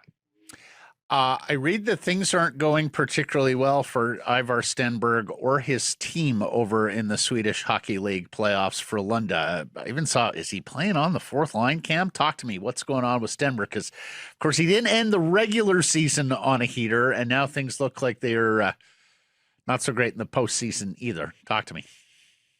Man, they've been getting pretty unlucky. So they've lost 3 overtime games, which is tough. One in triple, where he played like 32 minutes as well. So he has 4 points in those 4 games though, so he's doing okay. His minutes have kind of gone up and down, but yeah, for Lunda, they were supposed to be one of the top teams and go on a very deep run here, and they're 1 loss away from being curtains.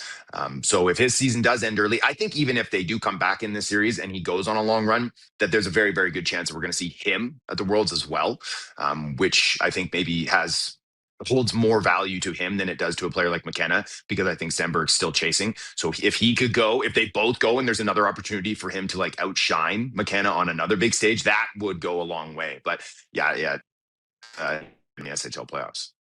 Back on the Worlds, there's 2 schools of thought there that the Canadian teams will be watered down because all the good players will be tired from playing in the Olympics or World Cup going forward. Or that, they'll be, very clearly using that as a springboard stage. Where are we on Connor Bedard at the Worlds this year? Do you think he shows up? Do you think he has hurt feelings and says, I'll see you next time around? Oh, I don't think he has hurt feelings, and I don't think that would come to play. I have no insight into this, but if it was me and I'm Connor Bedard, I'd be saying yes, as long as I'm healthy. As long as I'm healthy at the end of this season, I'd be going there to play, and I'd be looking to be the best player on that team if I could be, and be like, you're not leaving me home next time, which I don't think they're leaving him home next time anyways, just because of the player that he is and in 2 years. But why not get a little good grace there too? I think it comes down going forwards to you're standing on that Olympic team, Blake. Like if you're fringe, I think it really behooves you. You better to show go play at the Worlds, right? Yeah. If you're Macklin Celebrini, I think you're going to be okay, one way or the other. Yeah, I mean, going forward. I mean, Sidney Crosby went to the Worlds last year, though. Like, who knows? Like, sometimes they just want to go. It's a funny tournament. Sidney just different, though. You know, like he's built. On the draft stock, we are so focused on Stenberg and McKenna. Earlier this season, we were Verhoff at number 3 with a bullet. Is that still the case for most people, do you think? He has a chance to win a natty, too. North Dakota's through to the Frozen Four. Yes, he does, and that's awesome. I'm really looking forward to. I'll be in Vegas there next week as well to see that. So I'm really happy that Nodak's there to get another chance to see him up close and personal. Probably going to see him at the U18s as well in Slovakia. So I think that there's a very good chance that he's going to be there too, which again is going to be big for him because his role has diminished with North Dakota here in the back half of the season. He's only averaged about 14 minutes here in the 2 tournament games. Couple shots, couple hits, couple blocks. Like he hasn't really been able to grab a hold of that opportunity that he had early on in the season. And like, let's be real here. This is a difficult league. This is the best that college hockey has ever been. This is a 17-year-old who should still be in high school, who still, throughout the season has played a big role on one of the best teams in the nation. They're going to the Frozen Four. A natty would be great for him. It all depends on what his role is, though, whether or not that elevates his stock. Again, I think that from the people I'm talking to and how I perceive him as well, is that yes, it has been a bit of a tough ride here the last couple of months, but the projection on him is still very tantalizing. And so if he can just play well in Vegas over 1 or 2 games, I think that'll be great. And then look for him to go to the U18s and really dominate at his age group and be like, that's kind of the lasting image that he leaves scouts and GMs. Because realistically, it's the GM who's going to be making that call. The scouts are going to be like, here's the list at 3, 4, 5. It's really the GM who's going to make the call on that. So one more chance to really kind of blow it up and be like, hey, this is me against my peer group and look what I can do. Verhoff is so young, Cam. He doesn't turn 18 until a week before the draft. Is it a foregone conclusion that he'll be back at North Dakota next year? It's not 100%, but I would be a little bit surprised if he turned pro right away. I think that there's a lot left to be gained for him to stay at Nodak next year. And I think they're going to have a really, really intriguing recruitment class this year as well, especially on the blue line. So they're going to be a good team next year. And that blue line should be really interesting as well, too. And I think that he would play, obviously, a huge role in that, too. So, no, I think it's likely he's back, but it all depends on the team that picks him, too, right? If they want him to come out, they're like, we want you, then, he might just do it. Do you still have him over Carroll's and Reed? I do have Reed at 3 on my list right now. I do. Yeah. So I've got Reed 3. I got Verhoff 4 right now. Before we leave college hockey, the season has also concluded for Canucks prospect Anthony Romani, a winger with the Michigan State Spartans. They were eliminated as well. Now, as we've talked about with Romani, he's a little bit older because he's played and scored a whole lot in the OHL before making the move to Michigan State. I was under the impression the Canucks might want to sign this player immediately when his season was finished. I saw the Dollywall tweet, though, that they're not eager to sign him right now. You talk to me, Anthony Romani. What do you think the best course of action is going forward for this young man who had a very nice freshman season at Michigan State? He did. He did. Yeah, for sure. And I did, after we were texting about that, Matt, I did poke around a little bit. I think that MSU is expecting him to come back. They're saying goodbye to some seniors. Obviously, Porter Martone's already signed. We're expecting Trey Augustine to sign this week as well. So there's going to be some pieces coming out. They do have another really interesting freshman class coming in. They've got Chase Reed coming their way. I think that they're not even settled. They would like to bring in more on the blue line too. Nikita Klepov, I believe, is committed there as well, who is leading the OHL in scoring. So they're also going to be a very, very good team next year. I think Romani goes back for another season. I think, again, that there's still more for him to do there, building physically as well. And they have one of the best strength and conditioning programs in North America. So, yeah, I think another season there would be just fine. Then he can sign at the end of next year and then come out and get some AHL games. Yeah, and he's 20 years old, will turn 21 in July. So plenty of room left for Anthony Romani as well.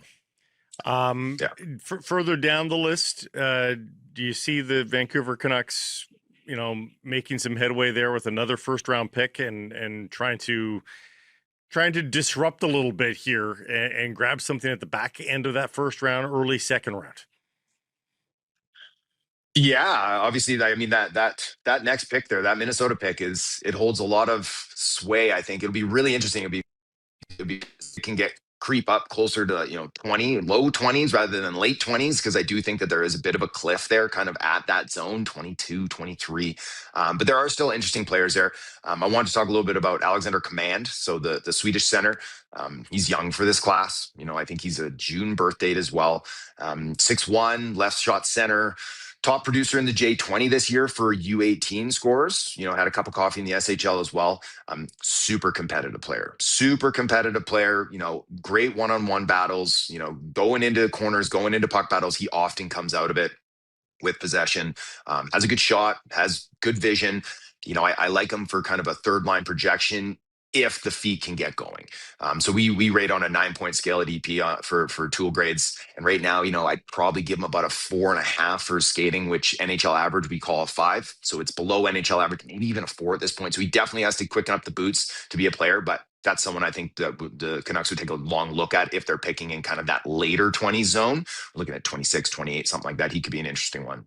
Why do I keep hearing that? Why are feet at this stage with all the academies, everything happening? Why is quick feet seemingly an epidemic amongst top flight prospects? Why can't they just improve their skating? I mean, how much time do we have? For one thing, like genetics plays a huge role in it, right? Yeah. Right? Is it like, have you ever tried to quicken up your feet? Like I have. It was difficult, and I didn't have quick feet. My kid's trying to do it right now too, and he's spending his summer doing ladder work and plyos and everything. Just every little thing you do. But these guys they mature at different stages as well. So some kids have a difficult time putting on lower half weight, which like strength in the lower half, which obviously is going to help you explode. But that elasticity, that quickness, it's difficult for some guys to get. And we see some guys never get it, right? Like Mark Stone is a player who really, really sluggish and got to a point where it's like, well, you can now compete at the NHL because you're so smart and you're basically the Dennis Rodman of hockey. But other guys are just born with it, and they come right out of the womb and their feet are kicking like crazy. And those are the ones that, they're going to have those quick feet. We've improved every other part of NHL players. And for some reason, that's the last one. So Blake, it's difficult. Let me clue you here on some physics. When you start getting tall, over 6 feet, and your center of gravity gets this high, and you're trying to balance on a 1/4-inch blade of steel, and you're predisposed to being tall, awkward, gangly, clumsy. You talking about me, man? What's going on? Well, I'm talking about me, Cam, but like it is an affliction with people our size, right? Matt, your feet don't tend to be all that nimble. Like you have other athletic physical advantages, but the feet don't tend to be. The game was not invented yesterday. We have been working on this for 100 years now on how to get better. We have seen players like McDavid, the agility of Makars and Hughes. We know where you can go. And you're paying people $100,000 a year as families. Not many people can go to the McDavid place. I assure My point is, I don't think they're so hell bent on puck skill now, on shooting, and on agility. I don't think they teach flat out speed enough anymore. I don't think they're producing. Oh my goodness. I've seen it. I wonder. I'm going to push back all the clinics just from my world. I'm a hockey dad of 4. Like I've seen it. Yeah. It's this power skating. Power skating. I thought we did power skating all the time. It exists, but it is not the belle of the ball anymore. Everybody wants to have the Quinn Hughes feet. Everybody wants to have the lightning shot of Connor Bedard. Everybody's got the shooting coach now. Yeah. I don't know that power skating's got the lights around it that it used to have. Cam, talk to me. Are we not doing power skating enough? Line to line. Well, God, yeah. I mean, line to line is trash, anyways. But like, I had a skating coach who said one time, like, if you finish this session and you're sweating, you did it wrong. Like, because it's minute movements. It's finding your edges. It's like the true power skating where you're improving. It's not 100%. Like you're working on just those tiny little movements, right? And it's flexibility and it's mobility in it. So there is a lot. And then, you know what? It's not fun. The kids don't love it. I remember I had power skating Friday afternoons after school. No pucks. I hated it. I was like, oh God, get me out of here. But it was the best thing for me. But you're right. It's a lot more fun to shoot a couple hundred pucks or work on your hands or any of those things. But I do think that, hopefully they figure it out. But if you can't skate, you can't play. And that is just how it is. And so eventually kids will have to figure it out. Like, if I can't skate, I'm not going to play at the next level. And so they do put the work in, but maybe you're right. Maybe it's just not as much as they should be at this point. I started hockey late. I needed to go to power skating, and it was knock down, drag 'em out wars with my parents and I to go to power skating. I freaking hated it. You know where I learned to skate?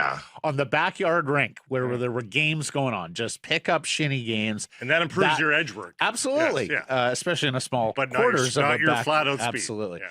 Cam, last question for you here. You mentioned Alexander Command. Last week we talked about Maddox Desjardins with the Quebec Remparts. We have talked in the past about Igor Shilov, the Russian who's at Victoriaville. There's Tomas Shrenko, the kid in Slovakia. There's the 2 Michigan State commits, Rogowski and Hextall, the American. It just seems like there's this big cohort of center icemen that could be there for that Canucks second first-round pick, the Minnesota selection. It just, my reading of draft rankings, I see a lot of guys having center iceman pegged in that late first-round area. Chances the Canucks could get a real player there, a real centerman, based on the way people are ranking this draft board. A real centerman? I mean, that's what I like when I say with Command too. It's like I'm projecting as a third liner if he can improve this. Right. With Desjardins, it's like you're projecting like, could he be Andrew Kopp? Maybe. Could he be Andrew Kopp with better skills potentially? Like these are the type of guys we're looking at. We're not looking at guys where like he's going to be a top 6er for us. And obviously things break right sometimes for these players that are taken late in the first round, and maybe they do develop into it, but that's not probably what you're hoping or looking at realistically. Well, that is my understanding. I'm asking, like, is there a Wyatt Johnston there? I mean, he was 23rd overall to Dallas, and take a look at where he is on NHL scoring tables. Like, is there anyone you think has a chance to be a Wyatt Johnston, like, player late in the first round.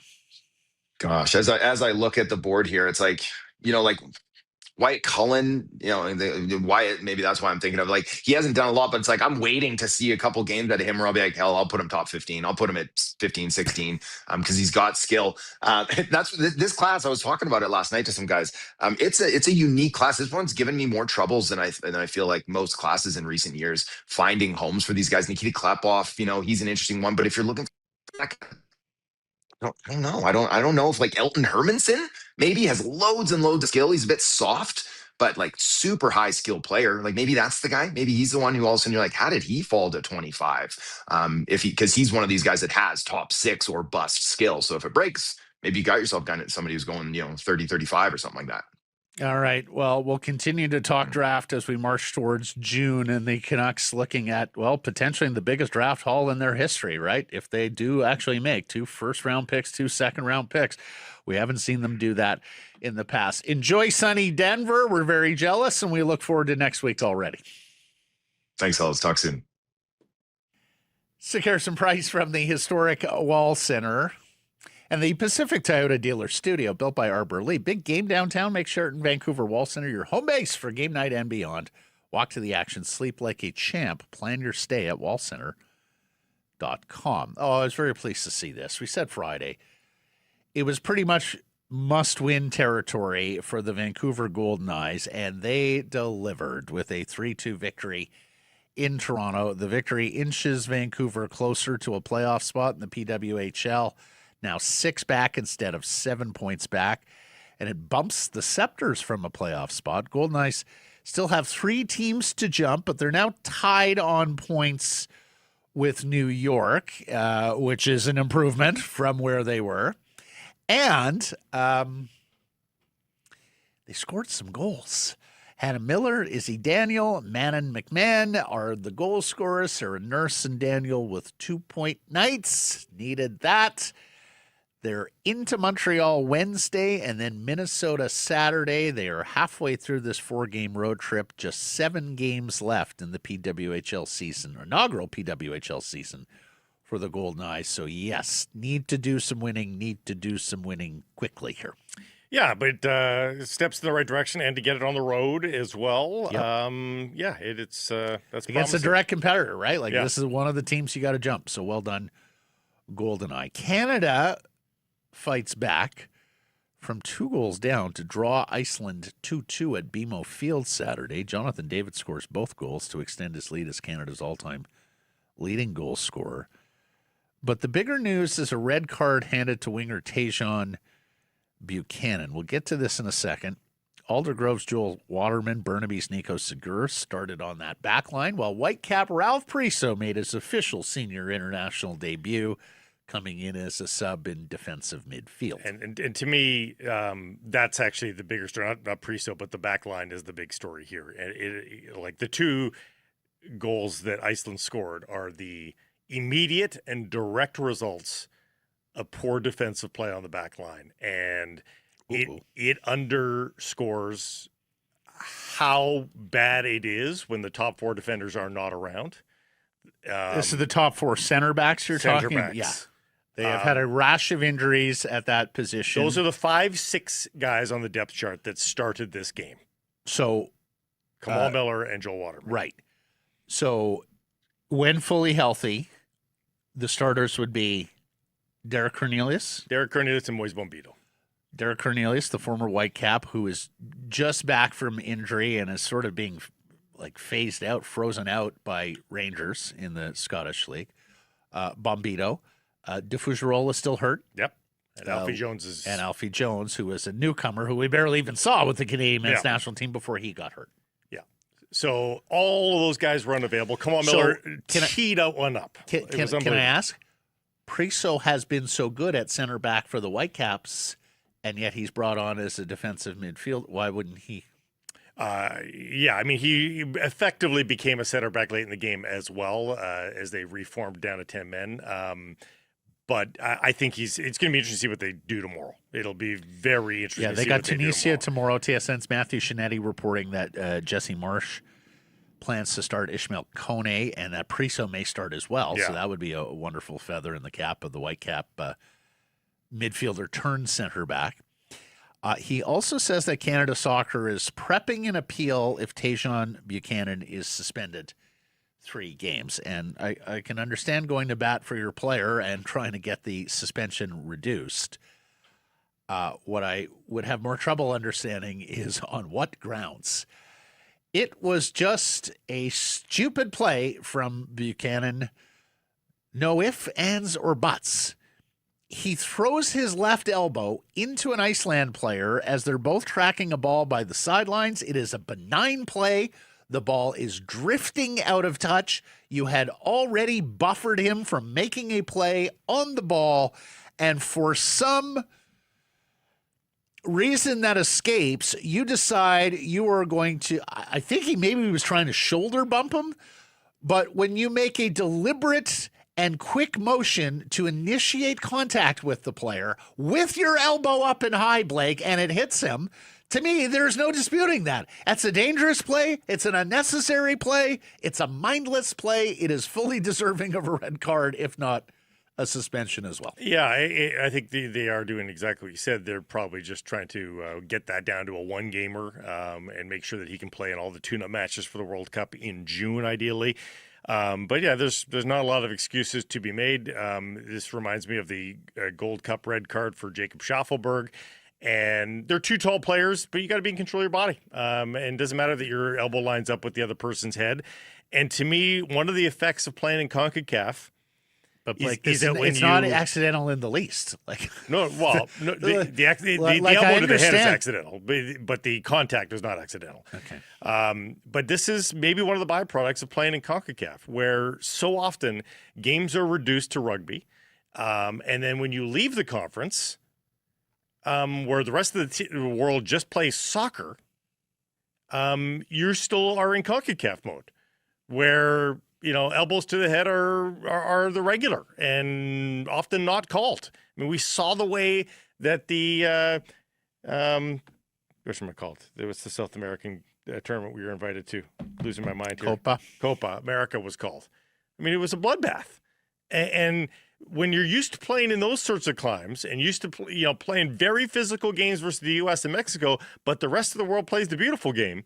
It's tough to make that adjustment, and Canada's going to have to make that adjustment because they're not playing CONCACAF rules at the World Cup. Well, that's it. And what got me hot about it is this is one of your best and most necessary players. Yeah.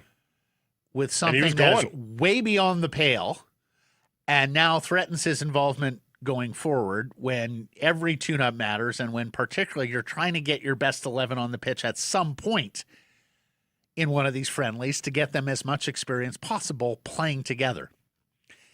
Whitecaps back at it Saturday versus Portland, 7:30 p.m. at BC Place. They've already beaten the Timbers once this season. They own Providence Park. We've talked about this. It was a 4-1 drubbing down the I-5. Caps 4-1 on this MLS season. Opening weekend of baseball where the Jays sweep the Athletics. Man, oh man, what an and impressive where the weekend. Mariners split a 4-gamer with the Guardians. Pricey free agent starting pitcher Dylan Cease strikes out 12 in his club debut Saturday. That is a club record for a debut. And that coming off the heels of 11 strikeouts from Kevin Gausman Friday. And then Eric Lara at 9. Yeah. First time since 1901 that a pair of teammates record 11-plus strikeouts in each of their first 2 games of the season. You mentioned Lauer. He's only in the rotation right now, much like he was last year because of a rash of injuries. Bieber's not going right now. Savage isn't going right now. Barrios isn't going right now. So he, with a wonderful start for Lauer, continues to be a very valuable and versatile arm. Newcomers, Jesus Sanchez, Kazuma Okamoto hit dingers Sunday. And look, the Jays should get off to a hot start here because you have the Athletics. You got Colorado coming to town. They got swept by Miami. And then a trip to the White Sox, who are better, but are still terrible. So, 9-0 is too much to ask, but I think 7 wins out of these first 9 games should be infinitely doable. First Major League Baseball team to strike out 50 people in the first 3 games of their season. Yeah. And, of course, they don't tend to strike out very much on the other side. It's one of the methods, one of the formulas of this Blue Jays team. Ems gets 6 no-hit innings from Emerson Hancock, who is only starting because of the injury of Bryce Miller. I mean, Hancock was a very high draft pick. I think they had hopes for him beyond being a, swing starter, 6th or 7th rotation guy. So excellent news there for the Ems. Also with their newcomer, Brendan Donovan. Talked about how he's a versatile player and a good baseball player, a broadly skilled baseball player, but not a thunderous bat or anything like that. Do you need more in this offensive attack for the Ems? Well, not if Donovan plays like he did on the weekend. 6 hits, 2 homers, 4 RBI, stole a base. Great early returns on him. Ems now hosts the New York Yankees before 10 straight. Could do the Jays a favor here. Against divisional foes. And an awesome story on The Athletic over the weekend about a letter handwritten by Golden State Warriors head coach Steve Kerr and sent to Blue Jays manager John Schneider. Only he sent it to Schneider's address at Rogers Center in Toronto. So it sat there on an empty desk It for sat months. there from November until last week when Schneider got back to town into his office and caught up on his correspondence. I'm amazed he doesn't, I know you could go straight to Florida, but I'm amazed you don't just, touch base. There was no, well, he lives in Florida too. Yeah. So it is a Dear John letter, of course. Kerr writes, I don't know you. I felt compelled to reach out after watching your incredible leadership on display during the World Series. He talked about his poise, his strength, his empathy, his confidence, all shine through in the toughest moments. I can see why your players love playing for you. I was just so impressed every single time you were interviewed. We were saying that too last year as Schneider, the former Sea skipper, was making his way through those media crushes of the World Series. I love the fact too that he does it he's very emo, John Schneider, but he doesn't look emo. He looks like militia member from Michigan, but he's a touchy-feely guy, and Kerr's not afraid of that. Of course, yeah. So well done there from the Warriors head coach. And very soon we'll know which players have been assigned to the High A Northwest League Vancouver Canadians, whose season begins Friday south of the line.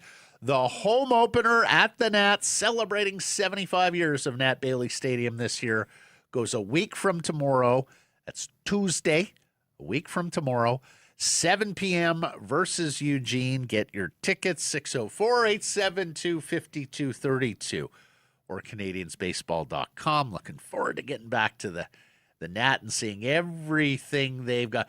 Typically, they hold the media day. I'm told this year they got so many surprises that it's all going to be unveiled a week from tomorrow at the Nat for the opener.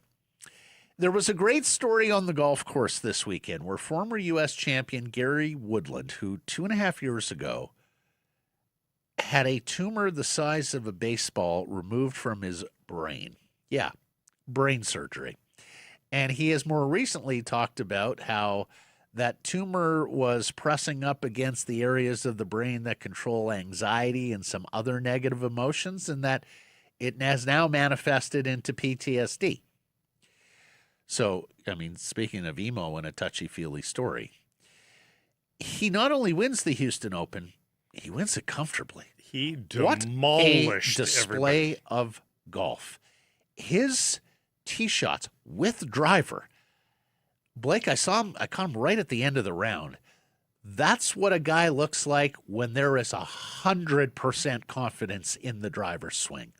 Right down the middle, 300-plus yards with rollout, a magnificent display. Cut, too. That's hard to do with a cut. He cuts most of his drives, and he's a big hitter. And to get the rollout on a cut is pretty impressive. That was just a magnificent display of driving. Like Rory McIlroy would have been jealous of that display. His worst round in the first 3 rounds of the tournament, his worst round was 65. And then he put it into the Barca Lounger on Sunday with a 67 to win. He was up by 7, and there was a swing hole. There was a swing hole in the middle of the back 9. I want to say it was 14 or 15. Yeah, they cut it to 5, and they tried to play it up as drama. Yeah, I'm like, guys, there's no drama. He's up by 5. This guy is on cruise control. That's what a winner looks like. There was no doubt. It was crazy. I know they've had the episodes this year with a couple of guys choking down the stretch. Shane Lowry was one. But 7 strokes and 6 there holes. was no not Gary happening. Woodland was not giving this one No. up. So great story on the golf course. We should also mention the Canadian. Sidarshan Yalamaraju was very good again. He ends up in a tie for 6th position, his second top 10 of the season for the young Ontario guy. And Blake, we did the story last week about AJ Ewart looking good and He's how looking he's good, a too. contender for Rookie of the Year. Yalamaraju is a contender for Rookie of the Year. Well, you They have wanted made to see quite a splash. You wanted to see Canadians on the weekend. How about 65-67 on the weekend from Yalamaraju? And this is the second time that Yalamaraju has done this. Of course, he Players' did it at the Championship. Players' Championship as well. It has Yeah. been a bugaboo for Canadian players that, okay, you make the cut and all that, but you get to the weekend, what can you do when the chips are down, when the pin positions are more difficult? We haven't seen Connors at all respond to that very positively. The two kids, Ewart and Yalamaraju, seem to have more of a comfort level with that, so good on them. Alas, Woodland's victory gets overshadowed in the world of golf from another traffic violation from Tiger Woods, who is arrested and booked on suspicion of DUI after rolling his SUV in Florida. He spent time in jail. He faces charges of damaging public property and refusing a urine test. Beyond the suspicion of driving under the influence, he had not been drinking. He blew a 000 on the breathalyzer, but he refused a urine test. For drug purposes. Right, one would suspect. The recklessness here is hard to understand, and Tiger Woods is not only putting himself in peril, but others as well with this negligence behind the wheel. Of course, he's lucky to be alive after flipping his car in 2021 in California and sustaining significant injuries. It's 4 different traffic violations with Tiger Woods going back to 2009. You may remember, and there's a very embarrassing video of Tiger found pulled over and asleep at the wheel, incoherent with the car still running in 2017 in Florida. And, of course, there was that crash into the tree in the fire hydrant when he was fleeing his ex-wife, Aileen, with the marital infidelity scandal breaking in 2009. People magazine reports that Tiger doesn't want to get a driver because he despises public scrutiny and he's worried about leaks if there is somebody driving him around whom he can't 100% trust. Tiger, that is the secondary concern, my man. Like, for God's sakes, you can afford it. Get somebody to drive, and especially if there's a dependency issue too, right? And that looks like it may be the case from the outside. And who knows what substance may have been at play in all of these circumstances. But this is a guy that has suffered so many injuries, some of them from these car crashes, like in the 2021 case. Yep. But other... we know there's a bad back and a terrible knee there at minimum. So at the very least, your brain does go to the fact, well, even if it's not recreational drugs, and it may be, but even if it's not, like, it seems very plausible that this is a guy that's in intense pain all the time and is on some severe drugs to deal with that. Yeah, legitimately. Yeah. And you know, fair enough. Shows like Ballers dealt with that for former athletes that are just constantly in pain. A lot of ex-football players Yes. spend a lot of time in pain at ages that are a lot sooner than your typical, body's breaking down age. And the key issue with this for Tiger Woods is that, as it looked like after 2 years of good behavior, if you will, it looked like he was set after the invention of TGL and being a big part of that, and being invited to the table a couple of times by the PGA Tour. It looked like Tiger Woods was starting to accept a leadership role in the future of the sport here, Matt. And that now has to be put into a serious state of review. Yeah. He was hoping to play in the Masters in a couple of weeks. We'll see now. Like, he was days away. The AP is reporting he was days away from a decision on whether he wanted to captain the American team for the 2027 Ryder Cup in Ireland. Another decision that you have to review this sort of stuff. On April 5th, he is scheduled to appear in Augusta, Georgia, alongside the Masters chairman Fred Ridley to celebrate a project called The Patch, which is the nickname being given to a municipal golf course there in Augusta, where Woods' design team upgraded the public course and also added a short course, I guess, for kids to go alongside. So they were going to celebrate Tiger and Augusta National, giving back to the local community there in Augusta and sprucing up the local track. We'll see if he appears now.